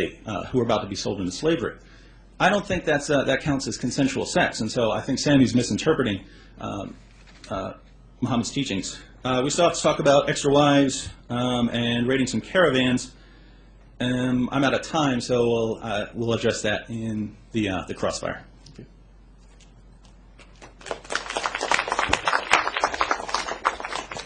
Thank you, Mr. Wood. And again, I apologize. Apparently, I had a miscalculated sequence on the time. We'll talk. We'll talk after the show. At this point, we will have a rebuttal, 15-minute period from Mr. Sami Zaatari. 15 minutes is yours. Thank you, and assalamu alaikum. Okay, thank you. You can hear me good? Or? Okay, I was listening for 15 minutes, and if you play it back again, there was no rebuttal. I'll give you an example. Muhammad made a prophecy. It's fortune-telling. He's first of all twisting two separate issues with each other. The Prophet Muhammad was not talking about prophecies. He was talking about fortune-tellers. The people who you go into a box and pay them $5 to predict your future. These are two completely separate things. And if you read the hadith, it's simply talking about these fake fortune tabloid tellers you see in your newspapers for Gemini or whatever, Torahs like me. So it's talking about these people, not prophets and prophecies. Secondly, the Prophet Muhammad, when he said people will construct tall buildings, he was referring to his own people. Go look in Dubai and everywhere, they only had tents. They had nothing high. In fact, a structure like this isn't even considered high at all. You go look now, and they have the tallest buildings in the world. You can't simply ignore that. What about the Hajj? The Hajj prophecy was made in the Prophet's time. Sure, a few thousand people used to go, but now we have 2 million people going. So there's a big difference. So these are fulfilled prophecies. In fact, I forgot to bring another prophecy. Remember when I told you, when the pagans were coming to attack Medina, and the Prophet dug a trench around it? There was a Persian guy. He couldn't hit a rock. It was stuck. There was a rock and he was trying to dig on it. So he told the Prophet. The Prophet came to him, and he got the shovel, and he hit it. A light came out. He hit it again. Another light came out. And the Prophet told him, the first light means you're going to conquer the Persians. The second light, you're going to conquer the Syrians, the Byzantines. Now think about it. Some of the hypocrites amongst the Muslims said, this guy is saying we're going to conquer the Persians and the Romans, the Byzantines, the strongest people. And look at us now. We're trapped in Medina. We can't even go out. What a coincidence. Like in 20 years later, or 30, I'm not sure which date, the prophecy is fulfilled. So another one. We have prophecies being fulfilled during their lifetime, during our lifetime to see for ourselves. In fact, I'll give you another one right now. Recently in Holland, the police want to legalize public sex in parks. The Prophet Muhammad prophesied that one day humans will be like animals having sex with no shame in public. And this is going to happen within a few years. Another one for you to see. Unlike the Bible, we don't see any of it happening. Only it says wars will happen. That's not really a very good prophecy. I'm giving you specific prophecies, not vague ones, ones you can see for yourselves. So anyway, what else did he bring up? He brought up the issue of black magic. Now he's being inconsistent. First he said it was magic. Then when I show him the magic doesn't disprove anything, he says it's not magic, the prophet's just crazy. Which one is it? So when he gets refuted, he says Muhammad was just crazy, it wasn't magic. So that's inconsistency right there. As for the satanic verses, again, they're not called satanic verses. Even if Satan revealed or gave it to him, the Bible has sex. Should I call it a book of sex? I call it the Bible. Let's call things by their names. In fact, I repeat, the satanic verses were meant as an insulting way, not a way to describe what happened. Another point he brought up, which is so inconsistent. He said the Prophet Muhammad came to Medina as a peacemaker, but he brought war with the pagans. When the Jews signed the contract, they very well knew that the Prophet had problems with the pagans. They could have said, no, we don't want you here. But they signed it. And they even said, we won't help the Quraysh. So they knew the problems. On top of that, the Jewish tribes had many problems themselves. But the Prophet still said, I'd help you. So either way, that's a very weak response. It doesn't make sense because the Jews knew what they were signing into. They knew there were problems with Mecca. So if they didn't like it, they wouldn't have done it in the first place. And secondly, the Jews and the pagans actually didn't have problems with each other. The Jews were always going to the pagans trying to fight with the Muslims, like Ka'b al-Ashraf, like the Bani Qurayza. And it's good, he concedes the fact on Ka'b, which he brought up in another debate. I'm glad we refuted that point. And then he tries to appeal to your emotions. Oh, Abu Affaq was 100 years old. So what? Your Bible says old people will go to hell if they don't accept Jesus. A few years ago, a Palestinian man named Sheikh Ahmed Yassin, he was killed with a rocket on his wheelchair in Palestine. And they said he was planning all these terrorism attacks. He couldn't even talk. Did anyone speak out against that? And I'm not trying to justify the man, I'm trying to use consistency. I didn't see any of you protesting about it. And you say what? Israel is the chosen people, and they killed a man in a wheelchair. So either way, his age means nothing at all. You insult God, it doesn't matter if you're 500 years old or 1,000 years old or 50 years old. You're going to get killed for it, and says your Bible. In fact, the Quran doesn't even say kill people for blasphemy. It doesn't say that. Your Bible does. And these men who were killed were not killed for simply speaking out. You can go read the biography by Muhammad Hayqan, and you'll see that these people instigated violence. They didn't just trade back and forth poems. In fact, he refuted himself. He said the Jews and the Muslims always used to write poems against each other, which is true. Then why weren't all those Jewish poets, which were in the hundreds, why weren't they all killed? That doesn't make sense.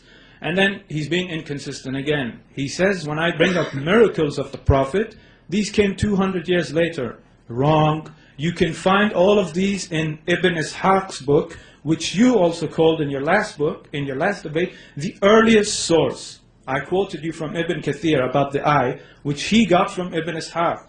So he even verifies Ibn Ishaq. But now they play the double standards. When I show them a miracle, they'll say they made it up. But then they'll go to the same source to use it. And when they get refuted, they'll concede the fact and say, okay, it's something else. Which is what we're seeing right now. What other points he brought? What other points? Oh, again, with the right hand captives. Did he refute anything? Did he refute anything of what I said? He brought up again, appealing to your emotions.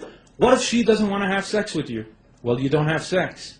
It's as simple as that. I gave you the hadith that says, treat them like your brothers.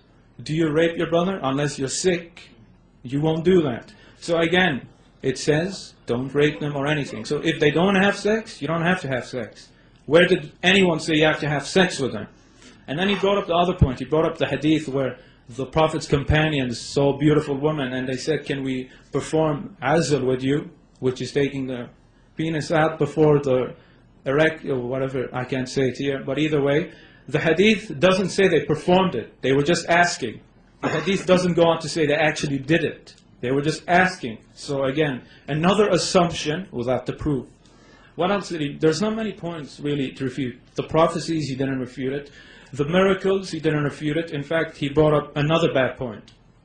He said, the pagans accused the Prophet of performing no miracles. He forgets to mention that the Quran responds to them and says, didn't the same people, not only the pagans, the Jews as well, the Quran refutes the Jews and tells them, wait a minute, didn't you tell that to Moses as well? So that's a rebuttal to you. Even when he does perform the miracles, you still reject it. And I agree. People used to come to the Prophet and say, give us miracles. And he said, I'm only a warner. Do you know why he said that? Because his mission was not to come perform miracles every day for you to convert. That's the way of the Antichrist, says your Bible. He'll come fool you with all these miracles and wonders. So even if I concede that fact, which I don't, let's assume that the Prophet had no miracles. That's a good thing. Because even his own Bible says, false prophets will perform mighty miracles. So that doesn't refute anything. He just proves Muhammad is a prophet if he believes that. He can't have his cake and eat it. What other points? There wasn't too many. Again, another point he brought up, Asma bint Marwan. He said she had her baby in her arms. Okay, was that baby harmed? Was that baby tortured? Was that baby killed? Nothing happened to that baby. The baby was taken off.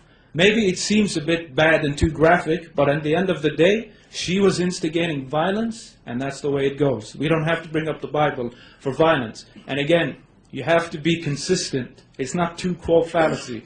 You're a Christian, what do you stand upon? What do you stand upon? Upon the Bible. So if you stand upon the Bible, judge us by the Bible. And then what about doctrine? I don't need to remind all of you. What's the first commandment? What is it? God is one. That's the most important commandment. I don't see the first commandment saying, God will die for our sins. Does it say that? Not at all. In fact, the second commandment says, don't make any graven images of God. What do Christians do? So that doesn't make any point at all when you go to the church and you see all the graven images. So you can't say you're being consistent on doctrine. So it's not cherry picking anything. And what did Jesus say? When a man came up to him and said, what's the most important commandment? He didn't say, worship me. He could have easily said, I am your God, worship me. What did he say? He said, thy Lord God is one, referring to someone else. So the doctrine is the same. In fact, I want you to go show me any Jew who believes in the Trinity or anything. Or show me where the Jewish prophet said God is 3 in 1. They all said God is one. That's what the Prophet Muhammad taught. That's what they all taught. God is what? One. Not 1 in 3. It would have been very easy to say that. So I haven't said that. Nothing's been refuted. The answers on my prophecies were very weak. He just tried to skip them away, which isn't true because there actually were no high towers. Again, go to Dubai. Just 50 years ago, they only had tents everywhere. Are those tall structures? I don't think so. He wasn't referring to Syria or Persia. He was referring to Bahrain, Saudi, Qatar, UAE, who had no buildings at all. They just had tents. So again, I don't really know what I'm supposed to refute now. I think those were all his points. Actually, I'll respond to one point which I couldn't before, about Aisha. You remember he brought up Aisha. Again, in the Bible, I want you to show me where the age of marriage is. It's not there. I quoted his own colleague who said the age of marriage in the Bible is at what? Puberty. Now, there's a big problem when people look at the Prophet Muhammad's marriage with Aisha. Yes, she was 9, but it was a legal marriage. Her parents gave her to him, and Aisha used to love the Prophet. She even became a teacher of Islam. Does this sound like a victim to you? Please, don't impose what happens in your culture, where 50-year-old men kidnap little girls and put them in dungeons with the great Prophet Muhammad. That in itself is a straw man. So when you have a problem with this marriage, it's because of what your own culture and society has done to little girls. In fact, just 100 years ago, the age of marriage in the West was 9 years old, 12 years old. Were all your great ancestors pedophiles? Are all the non-Muslim Asian countries who still practice young marriages, are they pedophiles? Are you going to call everyone pedophiles and the West is good? We need some consistency, please. And again, I'm now arguing as if I'm arguing with a secular. He's a Christian. His Bible says what? Age of marriage is puberty, not 18, not 16, not 22. In fact, I'll give you an example. When David was sick, in his bed, who did they get to him? They got him a young virgin. Back then, young virgins were like only 14 to 12 years old. They brought him to his bed to make him feel good. I wonder how old she was. But they don't have a problem with that. So either way, he hasn't refuted that the Prophet Muhammad is a prophet. He hasn't brought up any reason why a Muslim should doubt that Muhammad is a prophet.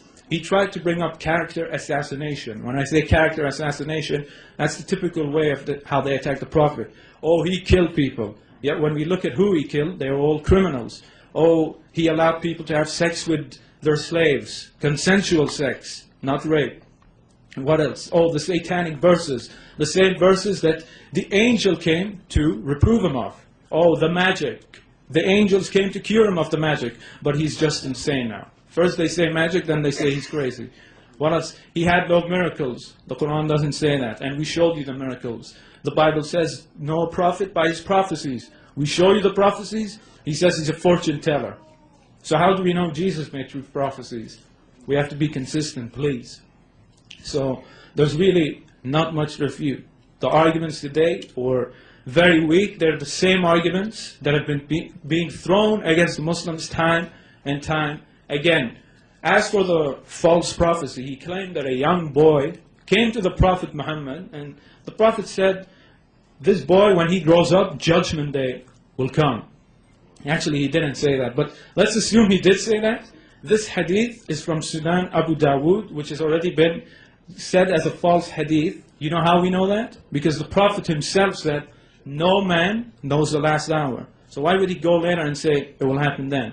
Secondly, I've already responded to this hadith in my website, but I don't have it with me.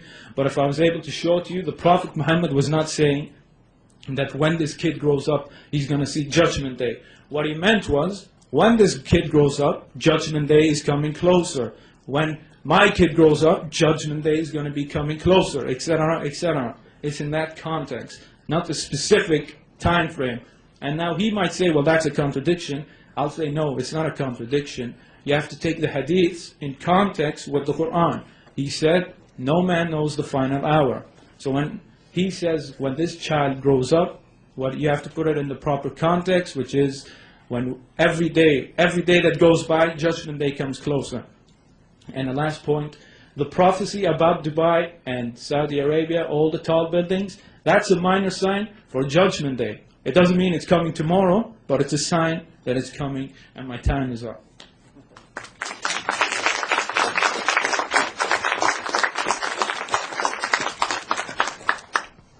At this time, I'd like to thank both speakers for exhilarating discussion, fabulous presentations from the both of you.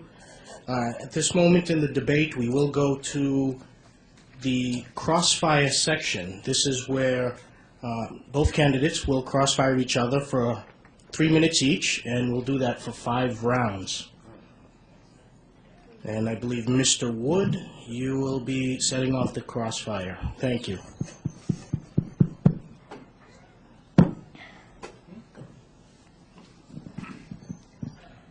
One second. We got a both. Can you see her now? Can you see her there? I think that will be it. Problem seeing our timer. All right, I didn't get a chance to address a couple things that Sami said in his opening statement. The matter of extra wives. Just to clarify, I didn't criticize Muhammad at all for polygamy, because Sami says, well, look at the prophets in the Bible, they married lots of women. Right, I didn't criticize him for that. The claim I brought up was, Muhammad said, you get 4. He went to his followers and said, you get 4. And they said, but I get more. And if you don't see why that's a problem, why a prophet going out and saying, everyone can have up to 4 wives except me, I get, according to Surah 3350, as many as I want. If you don't see why that's a problem, I say you're just not, you just don't want to see the problems. Yes, you could say, well, this doesn't prove that Muhammad wasn't a prophet. And I would say, if you're a Muslim, this isn't a tremendous issue. You just have to conclude that God wanted him to have more wives than everyone else. But you should at least try to understand why this would be something that bothers non-Muslims when they're looking for someone and saying, all right, is this person a reliable messenger of God? This is a concern if we see an inconsistency, different moral standards applied to different people. Sami said that Muhammad married these women from enemy's tribes, and this was to make peace with the enemy tribes. No, in lots of these situations, the enemy tribes had been conquered. They'd been attacked and conquered by the Muslims, and then Muhammad would go in there, and we'd hear about the most beautiful woman, and this would be taken to Muhammad. And just to give you an example, we arrived at Khaybar, and when Allah helped his apostle to open the fort, the beauty of Safiya, whose husband had been killed while she was a bride, was mentioned to Allah's apostle. The prophet selected her for himself. So Muhammad hears about the beauty of this woman and says, all right, she's mine. Now, Sami says, well, this was to make peace with these other people. And it certainly doesn't look like that. It looks like Muhammad, and it specifically says, heard about her beauty and said, she's mine. Now, cultures, for all of history, have gone in, and once they conquer all the men, they take the women for themselves. It doesn't look like Muhammad is doing anything other than that. It doesn't look like Muhammad is saying, she's real beautiful, but I need to form some peaceful relations with these people. And think about it. His answer could really be used of anyone. I'm married. My wife is half Filipino and half white. Suppose she were my 10th wife, and I wanted to justify it. I say, I did it because I want to establish relations with Filipinos and white people, and that's why I did it. You could say that about any marriage. And so I'm not sure that this answer is entirely satisfying. Thank you, Mr. Wood. Okay, if you can hear me, good, or too loud. He actually brought a good point, which actually can backfire against him. Notice I said when Muslims, or when the Prophet marries into a family, they become one in alliance. Say the Prophet Muhammad conquered the people, they became under his control. When he marries Safiya, that means that the slaves become the family and they become free. So that can be turned against you. That now these people under his control are part of his family, so they're all one together. So even if I want to assume you're right, it still backfires against you. So again, there's no conveniency. In fact, let's look at what Safiya said about the Prophet. Here is from the wives of the Prophet. This is what happened. Safiya moved to the house of the Prophet. He loved, appreciated, and honored her to the extent that he made her say, "I've never seen a good-natured person as the messenger of Allah." So people often try to use Safiya as the victim, yet he was so kind to her, she loved him, and that's it. So he never abused anyone. What other points did he make? I forgot what other points. So, oh yeah, about the conveniency, I responded to that. I told you the Prophet had to perform prayers we don't have to do. He had to perform fasts we don't have to do. The Prophet, in the beginning, in the first 13 years, if you know, the pagans put a boycott on the Muslims. They completely boycotted them. Don't give them food, don't sell them anything. The Muslims were going so hungry. Whatever food they used to have left, the Prophet used to give it to them. He used to even leave the least for himself. How convenient does that sound? That even while he's starving, he's giving it to other people instead to eat in his place. He suffered more than any of the Muslims did. Through the oppression, people used to chase him with stones until his feet was bleeding. Does that sound convenient to you? Even when he went to Medina, the Jews, he was the #1 target. How does that sound convenient to you? If it was convenience, he would make all the responsibility to someone else, not on himself, but he puts all the burden on himself. He puts the pinpoint target on himself. How's that conveniency? He went through the most hardship out of anyone. He was rejected and kicked out by his own people. His own people conspired to kill him. Does that sound convenient to you? In fact, this brings a good point. The pagans came to the Prophet Muhammad and they told him, if you accept our gods, we'll make you a king. We'll give you all the money you want. If it was about conveniency, why didn't he just say yes? Why did he say no and go through all the hardship? So that right there just refutes you. If someone came up to me today and said, I'll give you all the castles, kings, and gold money, and I say no and go through hardship, and I get success later, is that conveniency or hard work? See, they always try to twist it. If someone gets success or good results, it's convenient, and my time is up. All right, Sami, I'm not sure you entirely understand my position. My view of Muhammad is that you could look at many, many things in Muhammad's life and conclude that he was a very moral person. Before Muhammad ever began receiving revelations, he was very well respected and so on. He was known as Al-Amin. So I'm not saying Muhammad is intentionally coming up with all kinds of revelations to justify his behavior. He's not sitting down there, now what can I come up with for myself next? No, I believe Muhammad sincerely believed that he was a prophet of God. And so if you say Muhammad got revelations telling him to do extra prayers, we know Muhammad liked prayers. This doesn't surprise me that he would put extra tasks on himself. He did this before he was a Muslim. So I'm not saying everything Muhammad said was just out of convenience. What I'm saying is that certain things seem problematic, certain revelations. Aisha herself in Sahih al-Bukhari said Muhammad liked 3 things of this world: perfume, food, and women. She said he got perfume and women, but not much food.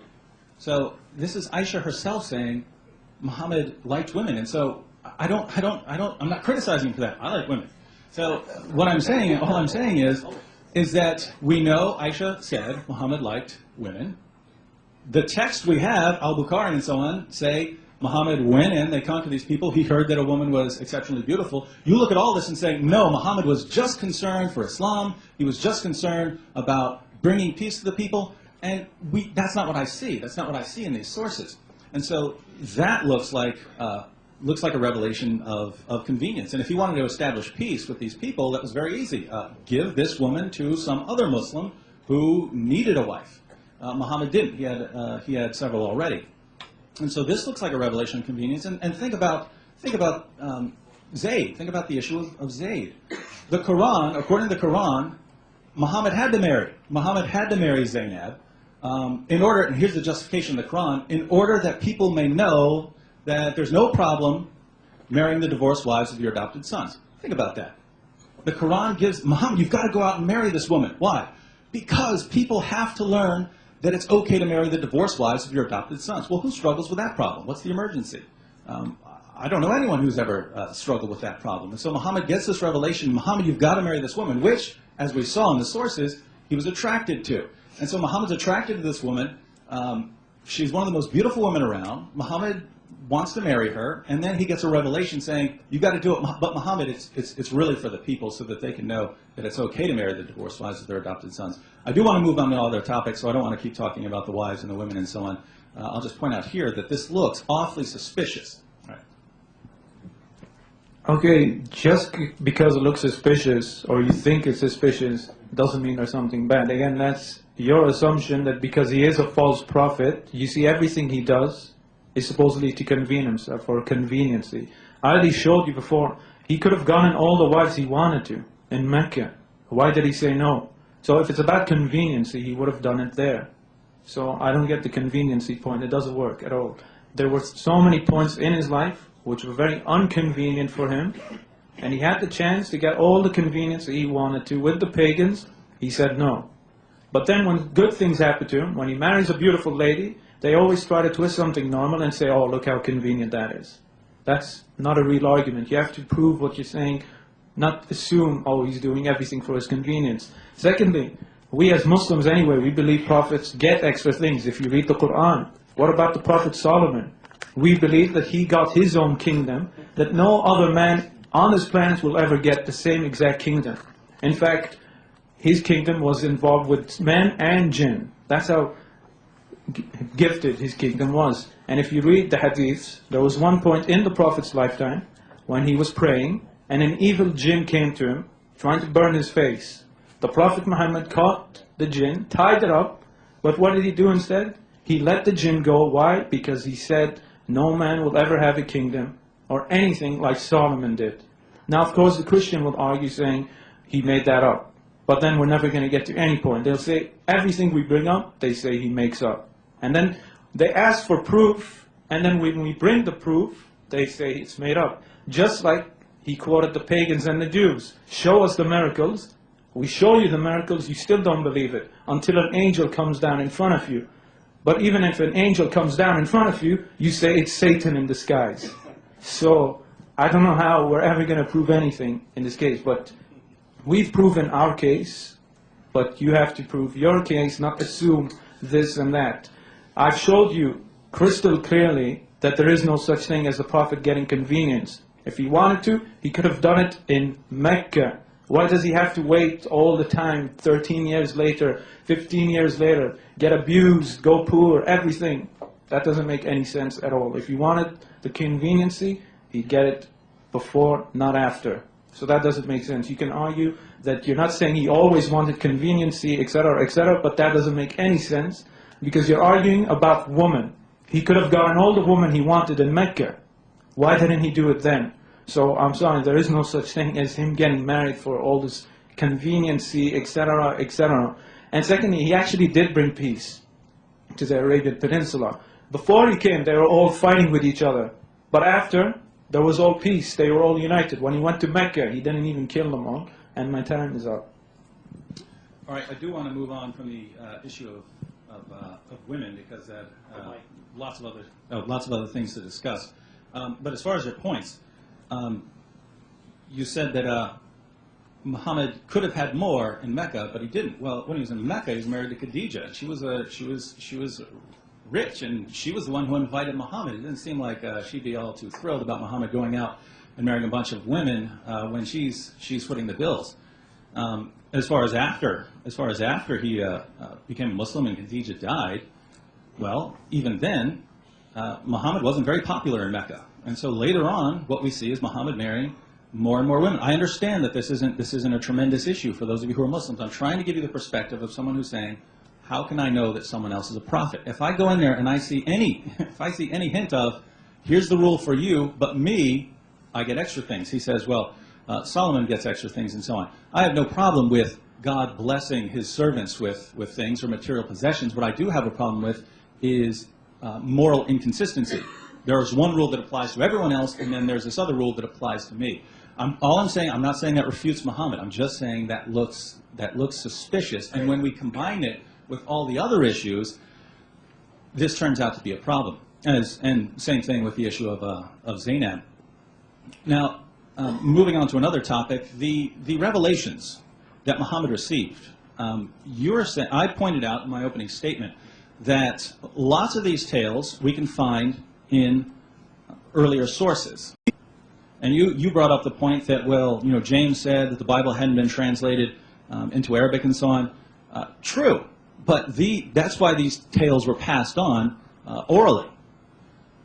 Everyone knew of these tales. Everyone was passing on these tales. In fact, in the Quran, when they criticize Muhammad, they specifically say, we know these stories already. We've heard these before. They say that over and over again in the Quran. And so Muhammad is claiming to receive these revelations from God, and yet these other people were telling the same stories, and people immediately recognized that, and they were rejecting Muhammad. If you don't see why this is a problem, put it this way. Muhammad claims to get a message from God, but the guy down the street is telling the same story. So is he getting the story from God or from the guy down the street? Well, it's certainly easier to believe the guy down the street, especially in examples such as the one I gave, where we know that the entire story of Abraham being delivered from the fire was based on a mistranslation of the word Ur. That's not what the text says. The text says he came from Ur of the Chaldeans. A mistranslation translated that word Ur as fire when it means city. And so there came these stories about Abraham being delivered from the fire. And then we find this in the Quran, knowing that this story was circulating in Arabia. And what are we to conclude? That God also made the same mistranslation, or that Muhammad wasn't getting his revelations from God? Okay, I want to respond to his first point about Khadija, which makes no sense whatsoever. He said Khadija has so much money and paying the bills, that's why he has to stay faithful. He seems to forget I brought up the point that the pagans not only offered him women, but gold and all the money he would need. So he doesn't need Khadija when they're offering him money. So that point was very weak. So either way, she has the money, but he's going to have more money now if he accepts the pagan's way. But he didn't. So that's another assumption with no proof. Again, that's another thing. They say Muhammad married Khadija for her money, yet he didn't propose to her, she came to him. It was the other way around. So how's he in it for the money if he didn't go to her? So again, that doesn't make any sense whatsoever. And then he brings up the point that the Prophet copied stories. We have the exact same stories in these books and that book. You have to prove that he actually got these stories from them, not assume. Secondly, just because people were saying, we heard these stories before, does that mean it's false? Pagans said the same thing to Christians. I can go get you a quote from in the Catholic Encyclopedia.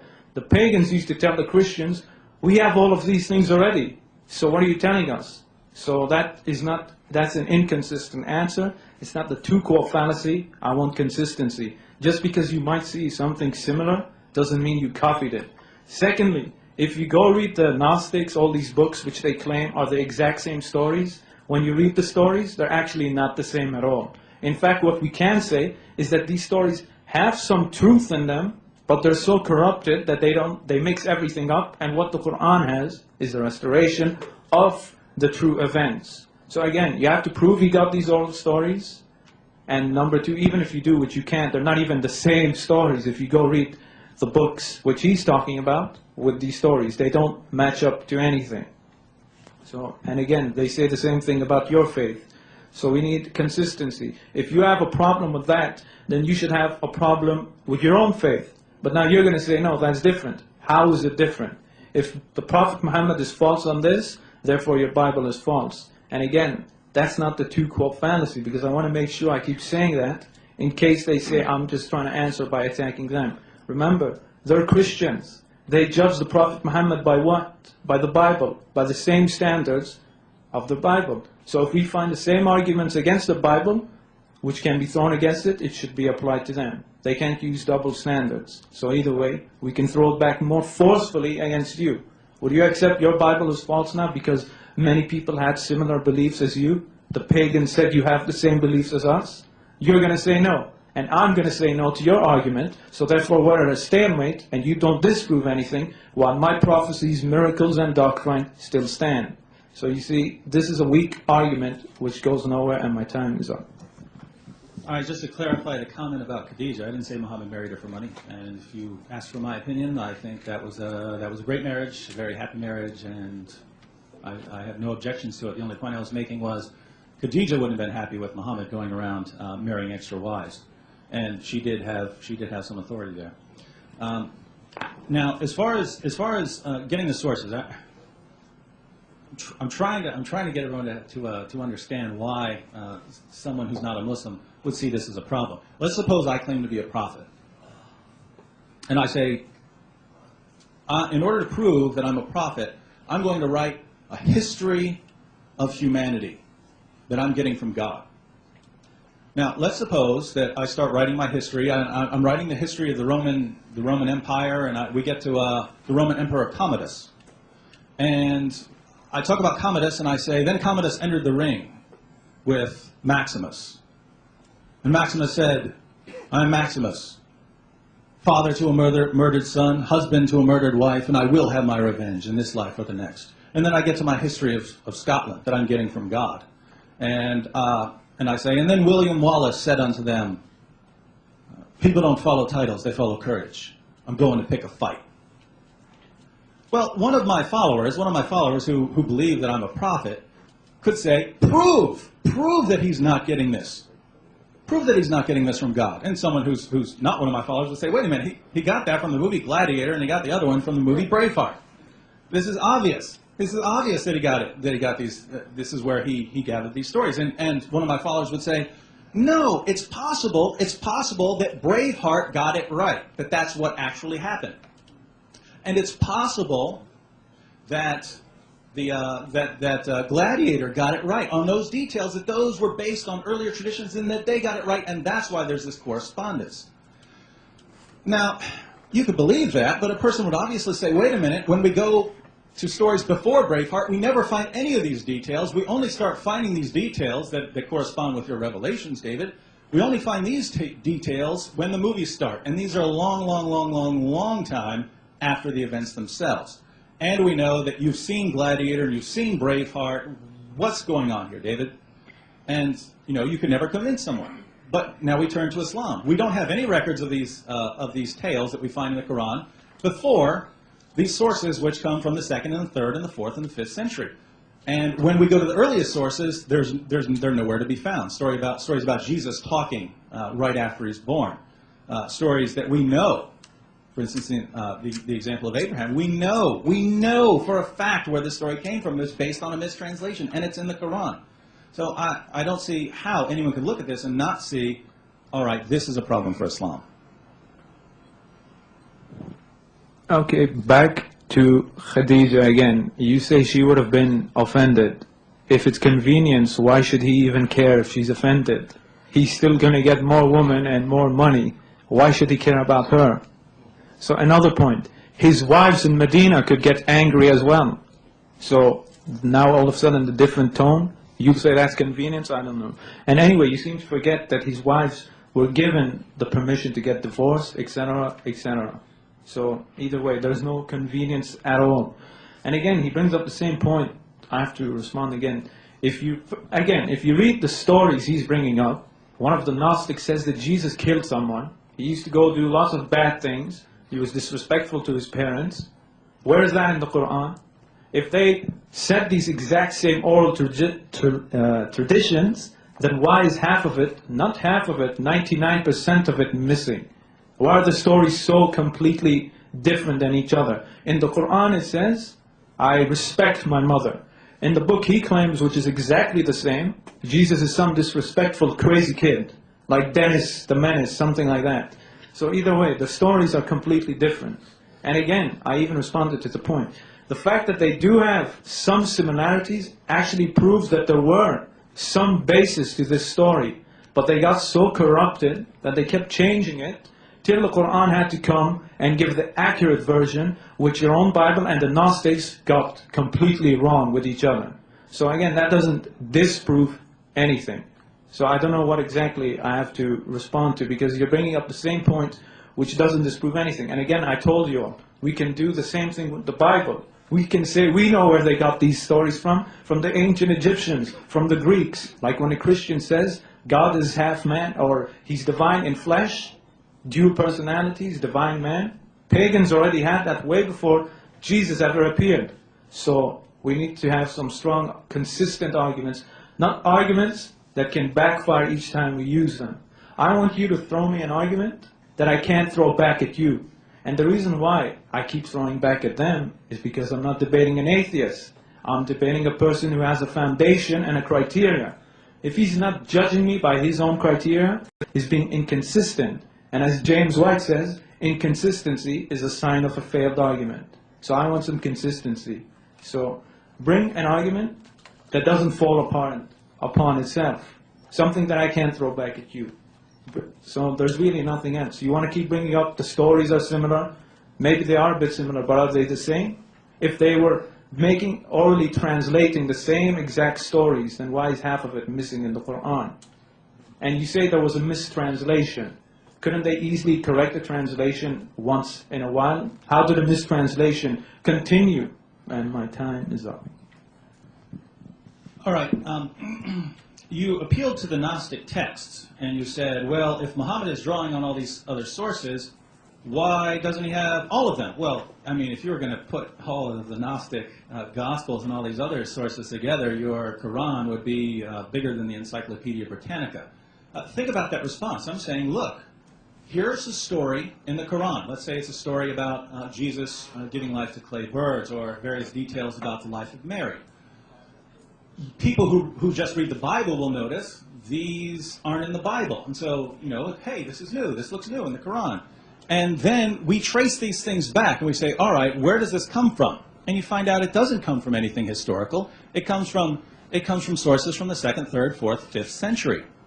And again, you could always say, I'm still going to believe that Muhammad didn't get this from anyone else. Just as one of my followers, the Dave Woodians, could conclude, no, Gladiator was just right on this detail. And so, again, there's no way to prove this. I'm saying, look at it from an outsider's perspective.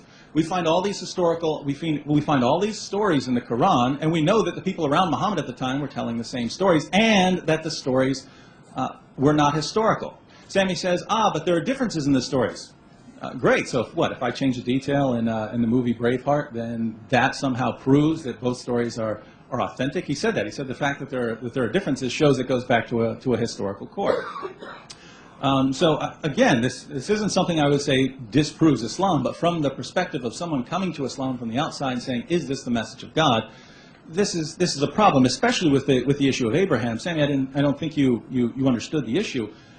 This went into the Targum, which was the Aramaic translation of the Old Testament. And this got passed around, this story about Abraham being delivered from a fire. That was a mistranslation. The passage actually said Abraham was delivered from Ur of the Chaldeans.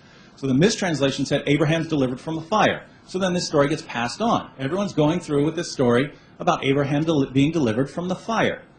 And it eventually goes to Arabia. The Jews are circulating the story. This is popular. There were these Jews around Muhammad passing the story around. And in the Quran we find God delivered Abraham out of the fire of the Chaldeans. Now, how much clearer do you have to be? How clear would the example have to be? If we know the origin of a story, we know for a fact the story doesn't come before that. We know it has nothing to do with history. It has everything to do with a mistake. And if we know this is based on an entire mistake, and then we find it in the Quran, how in the world can you just pass it off and say, no, that's not a problem? I think it is. You also said, well, various beliefs of the Christians can be shown to have existed before them. I'm not talking about beliefs, I'm talking about stories. I mean, yes, lots of people throughout history believed in God. I'm not talking about the beliefs. I'm talking about the stories, and that's what seems to have been copied. Go ahead. Okay, David actually answers his own question at the end. He said, yeah, the same beliefs existed, but not the same text. But what did he earlier say? He said, yeah, the Gnostics are a bit different than the Quran because the Prophet changed them. Exactly, your beliefs, you just changed the name from Zeus or something to Jesus. So the same thing can be thrown back at you. So either way, again, I'm going to say the similarities doesn't refute anything. And even the story you bring up about the mistranslation, they're not even the same or identical. They're completely different. And again, you have to show us where the Prophet went and got these same oral stories from the other people, etc., etc. All we have now is assumptions. He's saying they're the same stories. Go read the books he's talking about. You see they're not the same. And I didn't say bring all the Gnostics. We're only talking about the infancy Gnostic. If you go read that book, it's completely different. And now David's being inconsistent. He first said the Prophet is sincere.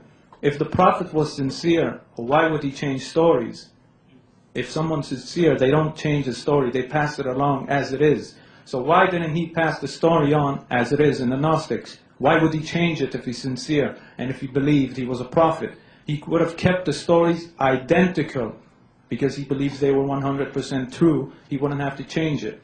So the fact that there is a change shows that the Gnostics and the Bible, the one we have today, got all the stories completely wrong. They only have fragments of it mixed with the corruption, and the Quran is here that talks about what is the truth. So it's not a bad thing for Muslims to see some of these similar stories in the past. They just prove to us that there is a basis to these stories, but the other books completely twisted them around until they don't know where the truth is. And again, if he's going to change them, that means he's not sincere. If he believed he was a true prophet, he would have simply kept the stories the same. But anyway, none of this disproves anything, by the way. This is now a completely different topic. This has nothing to do with disproving if he's a prophet. When we debate if Muhammad is a prophet, we look at his character, what he did, how he lived, etc. We've now been debating for, 25 minutes about issues of origin, which is a completely different debate. It doesn't refute the prophecies, it doesn't refute the miracles, and it doesn't refute the consistent doctrine with the other prophets. So nothing of what I said has been refuted. The prophecies haven't been unfulfilled, they've been fulfilled. And according to the Bible, that's a true prophet, according to your standard. So I want to see something main with what I brought up, related to what I'm saying, refuted. Because we could talk about this topic of origin for all day long, and I can keep throwing it back against your Bible. You're going to say the beliefs are just different, or the text is just different. I'll say exactly. They just changed the names, which is exactly what they did. And I repeat, don't forget, I told you my time is up. Was that 5 rounds or 4? Was that 5? I believe that's the end of it. Okay, that was fine. Okay. We will now move. The Crossfire section of the debate is over. We will go to a 7-minute rebuttal and conclusion, so both speakers can wrap up. Each speaker will get 7 minutes. Mr. Wood will be first, followed by Sami Zaatari, and then we'll conclude and finish up. Thank you, everybody.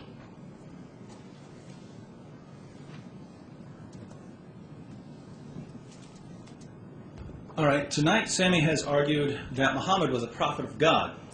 And he seems to assume that it's the job of the negative position to prove the negative.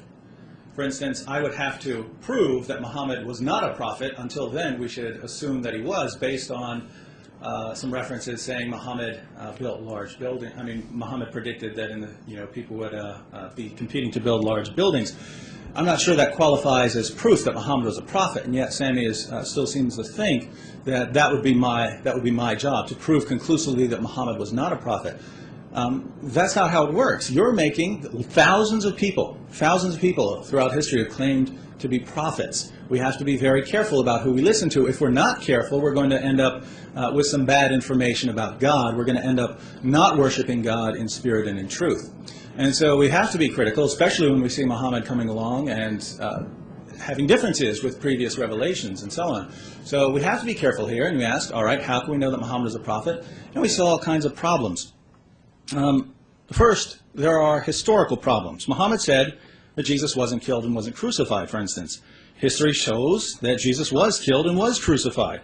Muhammad tells us stories that are remarkably similar to stories that we find in known forgeries and other historically inaccurate accounts. Sami says we have to prove that Muhammad got these. Look, if the only source of these stories is these forgeries, and we know that these were circling in Medina and so on among the Jews, and Muhammad tells these stories, which we know cannot be historical, That's a problem. That's a historical problem. You could say, well, you know, it doesn't conclusively disprove Islam. I'm not saying it does. I'm saying it's a problem. Especially when we consider the examples like the account of Abraham being delivered from the fire, which again was based on a mistranslation of the word And I would say that the entire Muslim apologetic approach to history has some problems, but no time for that now. Second, there are philosophical problems. Tonight, I think we've seen a good degree of circular reasoning in a lot of the arguments used. It seems that, again, we assume that Muhammad is a prophet from the beginning, and then when we go and evaluate all the arguments, we evaluate it based on that assumption. For instance, when we consider Muslim doctrine, he appealed to doctrine. He said, but Muhammad was consistent with the first commandment and with the second commandment. Great, but the original claim you made was that Muhammad was consistent with all the former revelations, all the former messengers. And no, he's not. And you can only say that by looking at the Bible through your Muslim glasses and throwing out everything that agrees with you. And then, of course, everything's going to match up once you've thrown out everything that doesn't agree with you. So that's circular. And we've seen the repeated use of the tu quoque fallacy. I want to point something out. In what context did I bring up these moral issues, for instance, about Aisha or about the sex with female captives and so on? I brought it up as a response to a Muslim argument. The Muslim argument goes like this. Look at the life of Muhammad. And Sami just said it a moment ago, we look at Muhammad's character. This is an appeal to people's moral sense, saying, if you just look at this man, you can see he's so wonderful, he must be a prophet. The only point I was making by those issues, if you want to say that you know, this was a different culture, different rules back then, fine.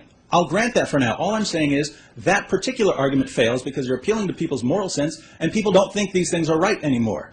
So the only point of that was saying that that argument fails, just like the argument from literary excellence fails. I never got a response to that. And the scientific argument fails. So the main arguments for Islam all fail. And the other arguments we've seen, he brought up the predictions of the future. Think about what Muhammad said again. His followers said to him, these people are predicting the future and they're getting it right.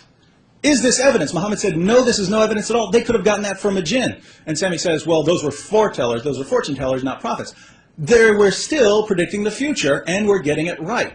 And Muhammad says, this is no evidence, you could get it from a jinn. So even if Muhammad had predicted the future, according to Islam, according to Muhammad, that would not be evidence at all. And yet Sami says it is evidence going against his prophet. Third, there are spiritual problems. Muhammad's first impression of his revelations was that he was demon-possessed. His experience in the cave caused him to become depressed. Muhammad delivered revelations promoting polytheism, and he blamed these revelations on Satan. Muhammad was the victim of a magic spell, and he blamed this spell on the Jews. All of this is in the earliest Muslim sources. And I just have to ask, how can we place our complete trust in a man who delivers revelations from Satan? And Sami says, you know, I'm being inconsistent and so on. I changed my story. I said from the very beginning, I don't know what to do with these sources. All I'm saying is I can't trust Muhammad based on them. And so I'm never saying that Muhammad was actually a victim of black magic. So I'm not being inconsistent at all. But if we're looking at Muhammad and saying, is he reliable, these are certainly problems.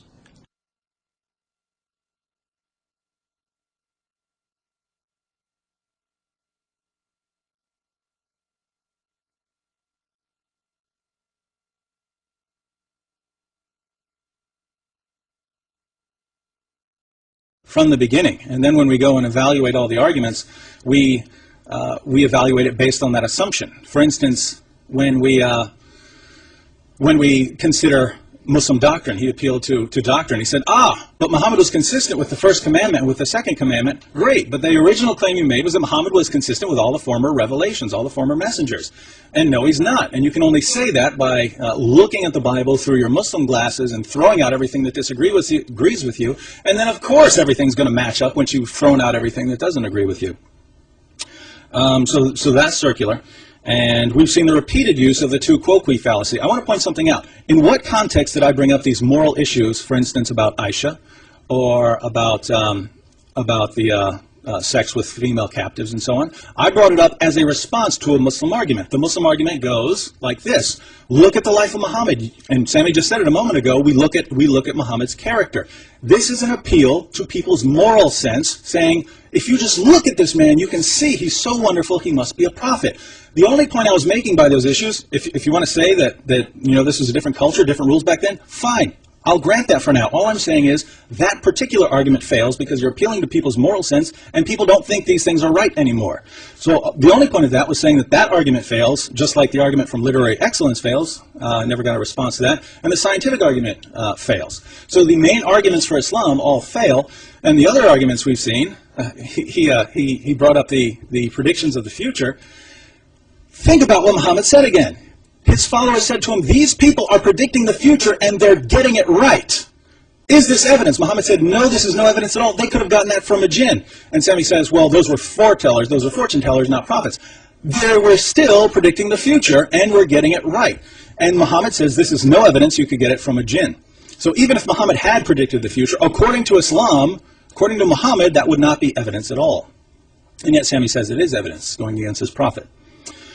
Third, there are spiritual problems. Muhammad's first impression of his revelations was that he was demon-possessed. His experience in the cave caused him to become depressed. Muhammad delivered revelations promoting polytheism, and he blamed these revelations on Satan. Muhammad was the victim of a magic spell, and he blamed the spell on the Jews.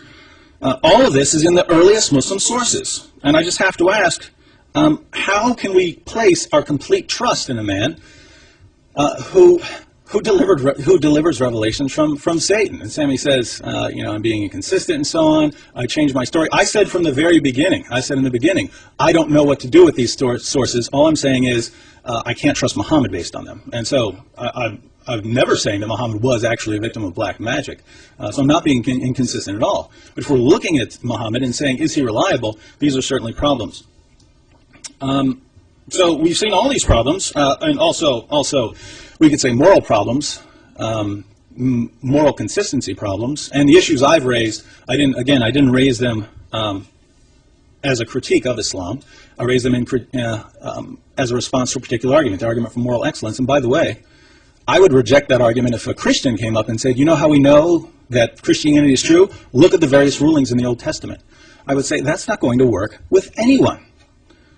Get rid of that. You better come up with a better reason for that, why people should believe. And so this is the context. I'm being completely consistent in how I apply my principles. And what evidence have we seen to outweigh all these problems? Scientific insights, that's the standard argument. But we've seen there are multiple problems with this. And if we're going to make scientific accuracy the criterion of truth, then that doesn't go well for Muhammad. And so we have the fulfilled prophecies, according to Sami, which again I thought were remarkably weak, but even so, Muhammad said they're not evidence. We have the doctrinal consistency, which again was circular. And so what evidence have we seen for Islam? Claiming that someone is a prophet or God's last and greatest prophet is a very serious claim. And saying, well, he said that there were going to be buildings, what in the world? Especially when he said, no, that's no evidence. He himself said that. So these are all problems, and so I just say, I think all of my arguments that I made at the beginning are still standing, and I haven't seen any convincing argument for the prophethood of Muhammad, and so I can still say with a clear conscience, Muhammad was a false prophet.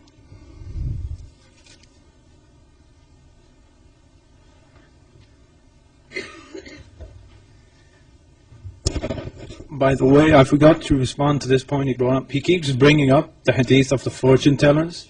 Yeah, what he leaves out is the point the Prophet said, they tell you one truth and 100 lies. Can you show me 100 lies of the Prophet? You've had 1 hour and a half and we haven't seen one false prophecy. So that right there is a straw man comparing a fortune teller, and the Prophet even refuted him saying they tell you 100 lies. I haven't seen one lie or one unfulfilled prophecy today. Have you? I've shown you true prophecies, and he just says they're nothing. If that's not good enough for you, then you'll never believe, I'm sorry to say. Then you want us to believe your prophecies, which are completely vague. I'm giving you crystal clear prophecies. Then you bring up a hadith, which you don't even quote properly, to try to disprove it, about fortune tellers who you go pay $1 to, and where you go find your tabloid papers. So you're comparing prophets with tabloid papers. Is that how we're getting responses today? I give you a prophecy, you say he's a tabloid man. How could a tabloid man change the world to 1.6 billion men today? How could he change the Middle East from paganism to monotheism? Does that sound like some guy you go to from in a box and he gives you some gossip? Let's be consistent. Other points. I brought you the miracles. None of it was disproven. Again, the doctrine. Why do I appeal to the doctrine? Yes, many Jewish prophets came. But what doctrine did all Jewish and Israelite prophets stay to? The most important one was the first commandment. Everything they teach has to revolve around the 10 commandments, especially the first one. So of course they'll come teach you many things, but it all revolves around the first commandment, which is what? Your Lord is one God. That's what the Prophet Muhammad taught. So yes, the doctrine is very, very consistent. And then he brings up very weak points. First of all, I wasn't the one arguing for morals. He brought it up saying I was going to do it. When he brought it up, I brought it up for 2 minutes only. But that was never my intention. But then he disproves Christianity and his own Bible. Notice he says it would be inconsistent to go tell someone, look at the morals of the Bible. What? Are you telling me I can't go learn morals from your Bible?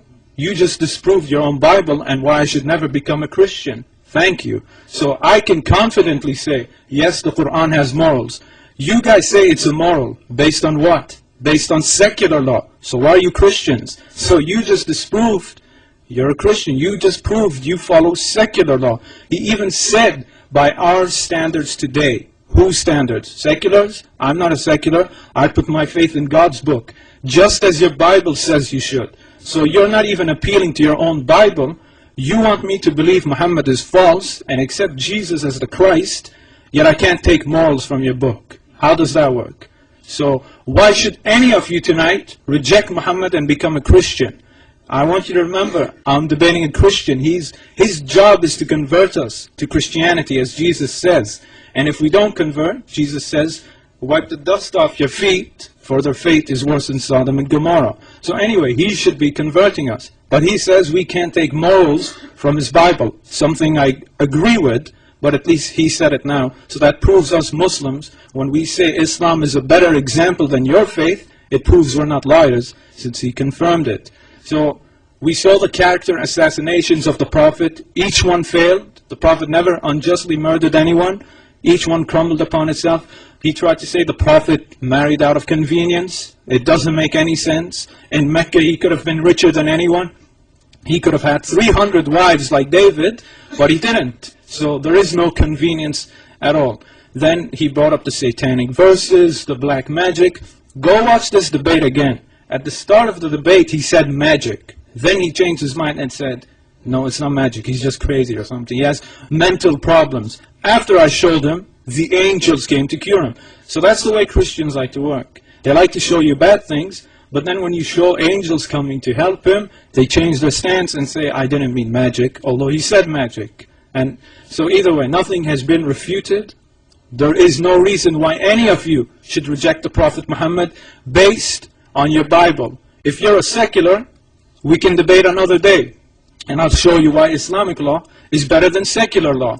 So tell me as a Christian why you should reject Muhammad based on your biblical standards. You can't. Because everything he argues against is actually not on the Prophet Muhammad, but on his own Bible, not against us. And again, they like to say it's the two-quo fallacy. Do you know why?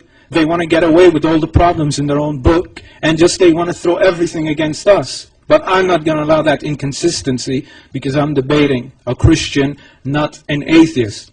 In fact, this is becoming a huge problem for Christians. Christians hear all these arguments against Islam, war, sex with slaves, etc., etc.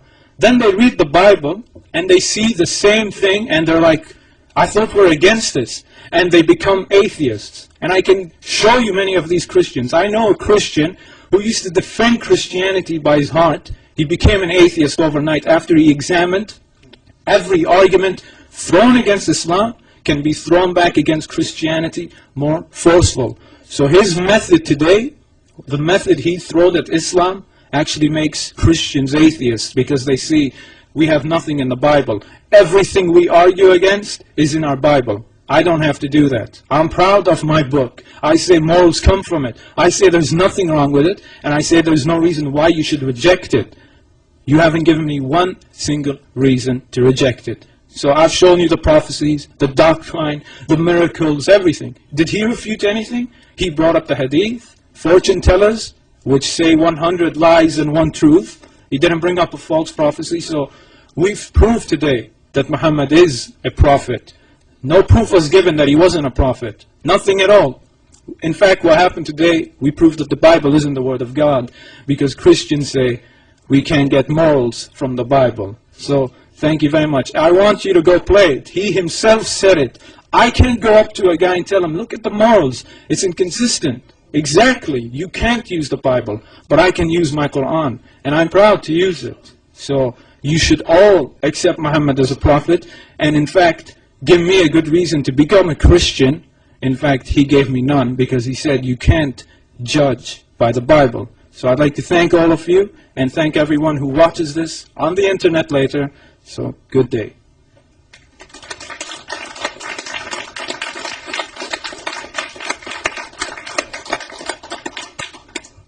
We've now come to the conclusion. I would like to thank everybody who joined us today, and I'd like to especially thank both of our speakers for excellent presentation. We will have short question and answer session. I know time is limited, so if Nabil, if you want to go over how we're going to run the question and answer, please feel free. Thank you very much, and assalamu alaikum wa rahmatullahi wa barakatuh. I'd like to go ahead and pose this to the audience. Since the next debate starts in an hour and 40 minutes, how about we just hold off on questions until that debate, and then we'll all four be up answering questions. Is that all right?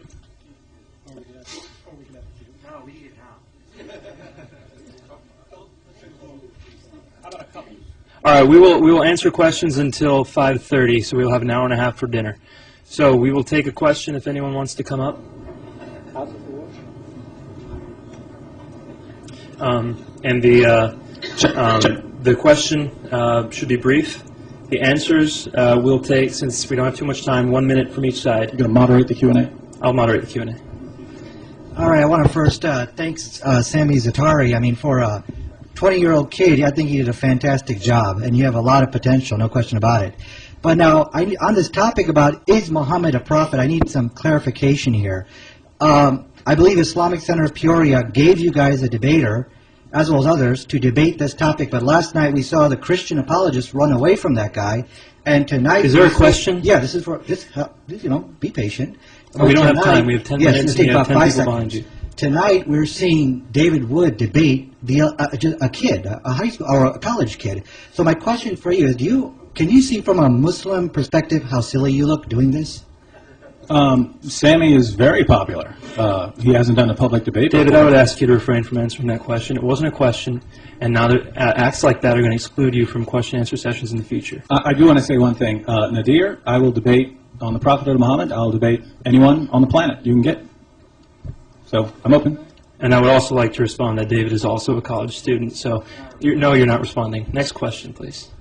According to the teachings of Islam and the principles of Islam, we Muslims, we believe that there's only one God. And we believe in Jesus. And we believe in the Torah, the Zabur, the Injil, and we believe in Furqan, the Quran, as the same message.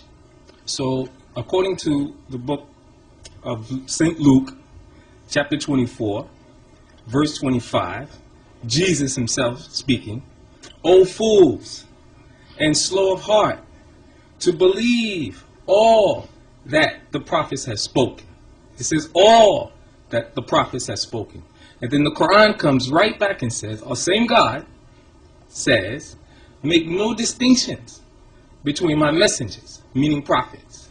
Now, Mr. David Wood, please explain how Jesus, what he says and what the Quran says is an opposite. Well, you just said that you believe in the Torah and the Injil. I'd say where? Which Torah, which Injil? You have no clue what you're talking about with the Torah and the Injil, because they don't, according to the standard claims by Muslims, they don't exist anymore. The ones we have today have been completely corrupted. And so you're bringing up a quotation from Luke, and you said, we agree with the Injil. Well, the Injil that we have today says that God so loved the world that he gave his only begotten Son. It says that Jesus died for our sins. And so if this is what the Bible says today, and you're saying we don't agree with that, you don't agree with what the Bible says, then you don't agree with what the Injil says. And again, you can only get around this by being circular and by presupposing that Islam is true. Sami, did you want to respond? Okay, next question, please. Okay, all right. My question is this. Could you please respond to your double standard and your hypocrisy, as you mentioned, as a Christian? The same, like you said, the same things that you throw at the Prophet, peace be upon him, about Islam, in your Bible, in Old Testament, and please don't use that's the Old Testament argument, because in Timothy, Paul says, all Scripture is inspired by God and useful for doctrine, reproof, etc. Okay? Based on that, then, your Bible talks about, in the book of Deuteronomy, the book of Numbers, wiping out everybody, men, women, and children. You criticize this incident with this woman, Asma, and that she was killed in front of her kids, yet your Bible condones the killing of the children themselves. So you can't get away, and please, again, don't use that's the Old Testament, because Paul said in Timothy, all Scripture is inspired by God and is useful for reproof. So could you please respond to this double standard? That was a lot. Can I get like 2 or 3 minutes for that? No, you got 1 minute. Sorry. I can't respond to it in 2.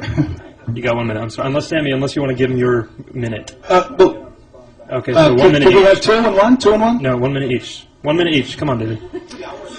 All right, as far as the inconsistency, I've never seen a Muslim on the planet who seems to have any desire to understand that Christians believe in different covenants. We have a covenant in the Bible with Adam. It's in the Bible. It's not a covenant that I'm under. We have a covenant with Noah. It's a covenant in the Bible. It's not a covenant, an agreement that I'm under. We have a covenant with Moses, in which case we have the Mosaic Law. It's not a covenant that I'm under. I am under the covenant of Jesus Christ. As far as Christians are told, we're told to love one another, to love our enemies, to pray for those who persecute us. That's how we're told to act.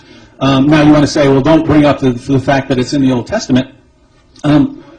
Why not? Of course I believe that this is inspired by God, but the problem for Christians when we talk about the Old Testament is, given the fact that in the revelation we're given, God is so loving and so kind, how do we account for these things, this violence and so on in the Old Testament? And it's certainly something very important, something to think about. But that's different from the problem that we find in Islam, which is your final revelation said, kill the infidels and so on. So we're not in the same boat here on this one. All right, go ahead.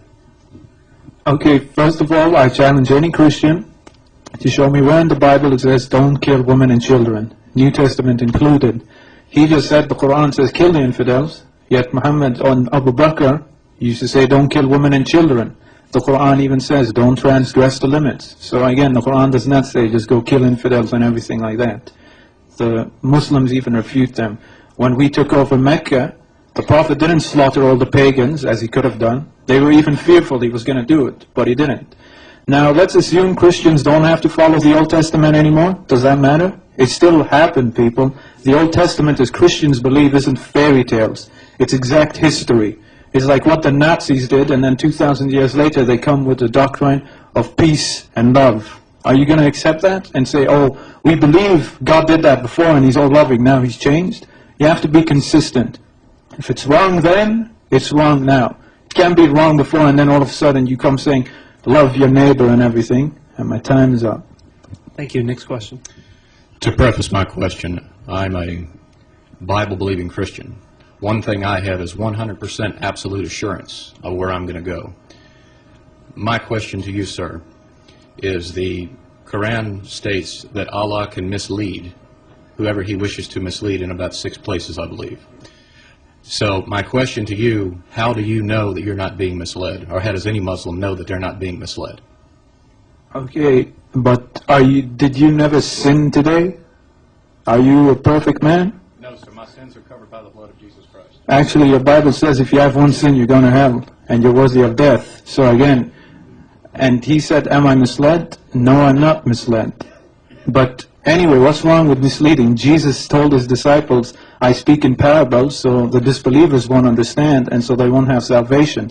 So how do you know you're not confused by Jesus' parables? So I can use the same thing on you. And secondly, God only misleads the people who have closed hearts, who don't want the truth. Like all of us here today, We're not stubborn people. We're talking like rational human beings. So he won't mislead people like us. He'll mislead people who don't want the truth, who keep mocking, insulting, no matter what you say to them. So there's a difference. That's the context. He only misleads crazy people who, no matter what you do, will not believe you. And anyway, Jesus said he spoke in parables, so the people wouldn't understand him, the disbelievers.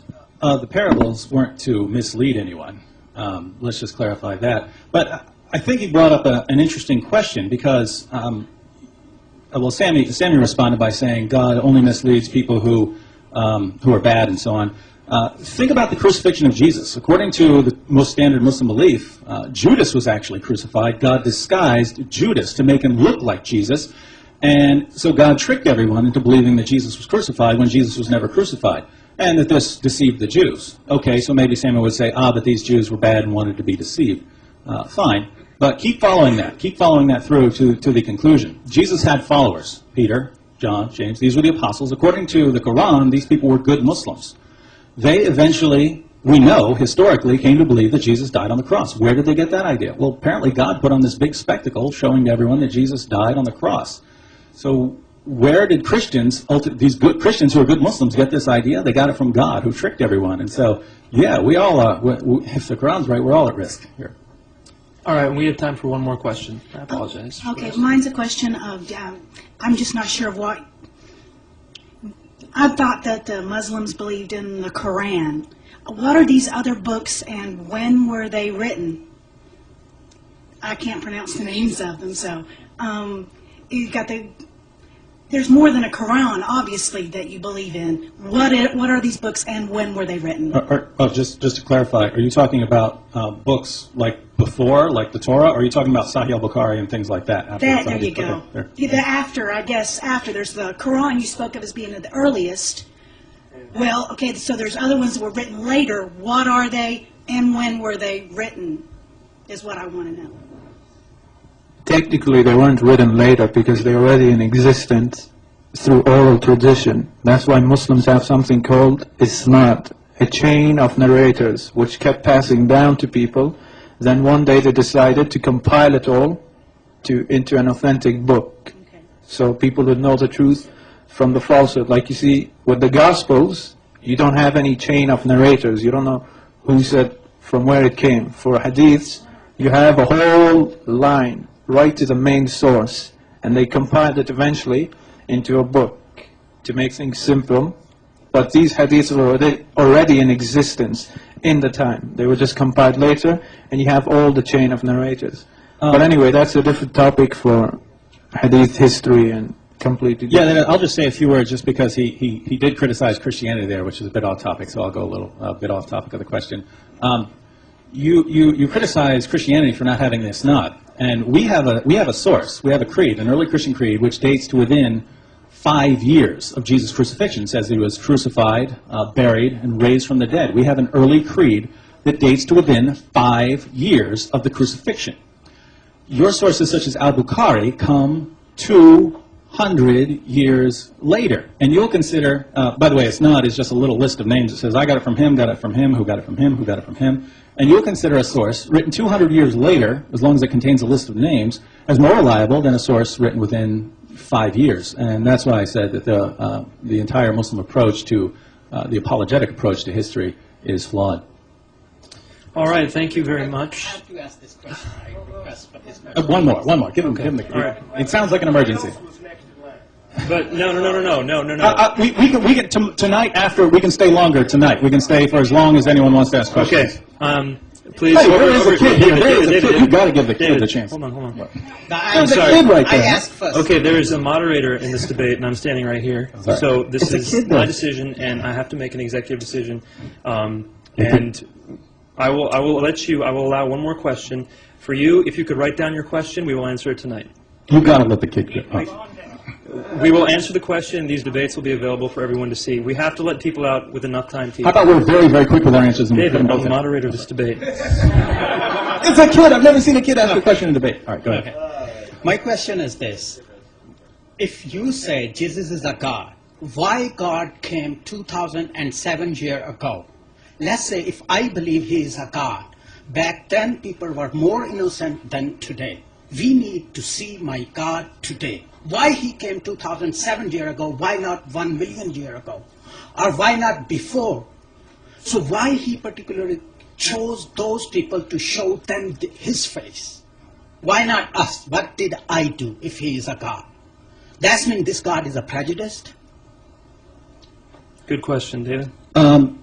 No, I mean, you could ask that same question no matter when God, if God came now, you could say, why not to the people 2,000 years ago? Why not to them? They were open, they wanted to hear the truth.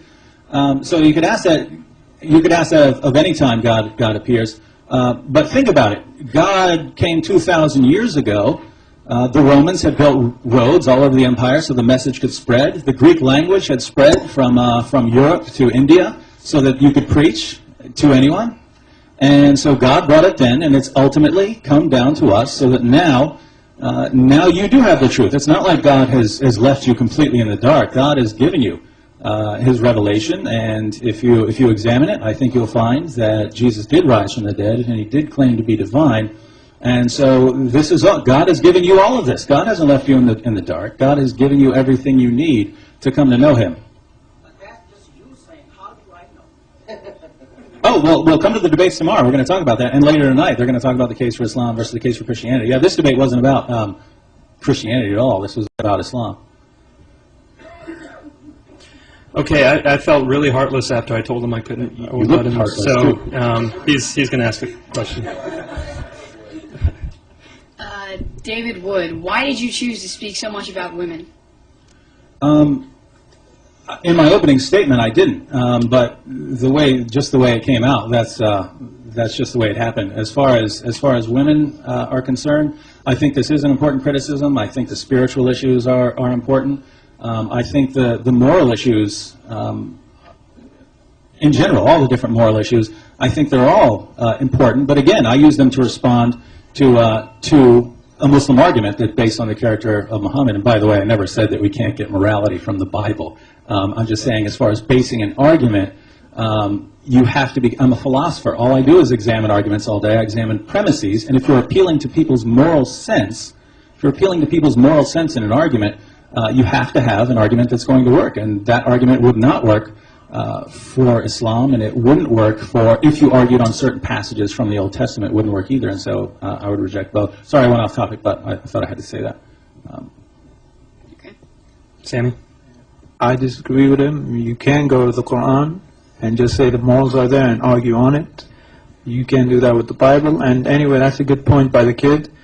Always in debates, for some strange reason, they're always bringing up women, sex, all these crazy arguments, I don't know from where. And it is becoming a bad habit, which you can't find anywhere in the hadiths, but they always bring it up, I don't know from where. So that's all I have to say. But it's good the kid noticed it. All right. Thank you so much for all your questions and your attention during this debate. I would like to announce that CG, I believe, in the blue shirt, is collecting the surveys. So if you can hand them to him, that would be great. If not, you can just leave them right outside. There's a little pedestal type area right outside this room. In addition, I wanted to announce that at 7 o'clock we will be starting the next debate, and that debate is between two converts, I myself and Shadid Lewis. We will be debating the case, a general debate on the case for Islam versus the case for Christianity. So please make it out, invite your friends. See you in an hour and a half.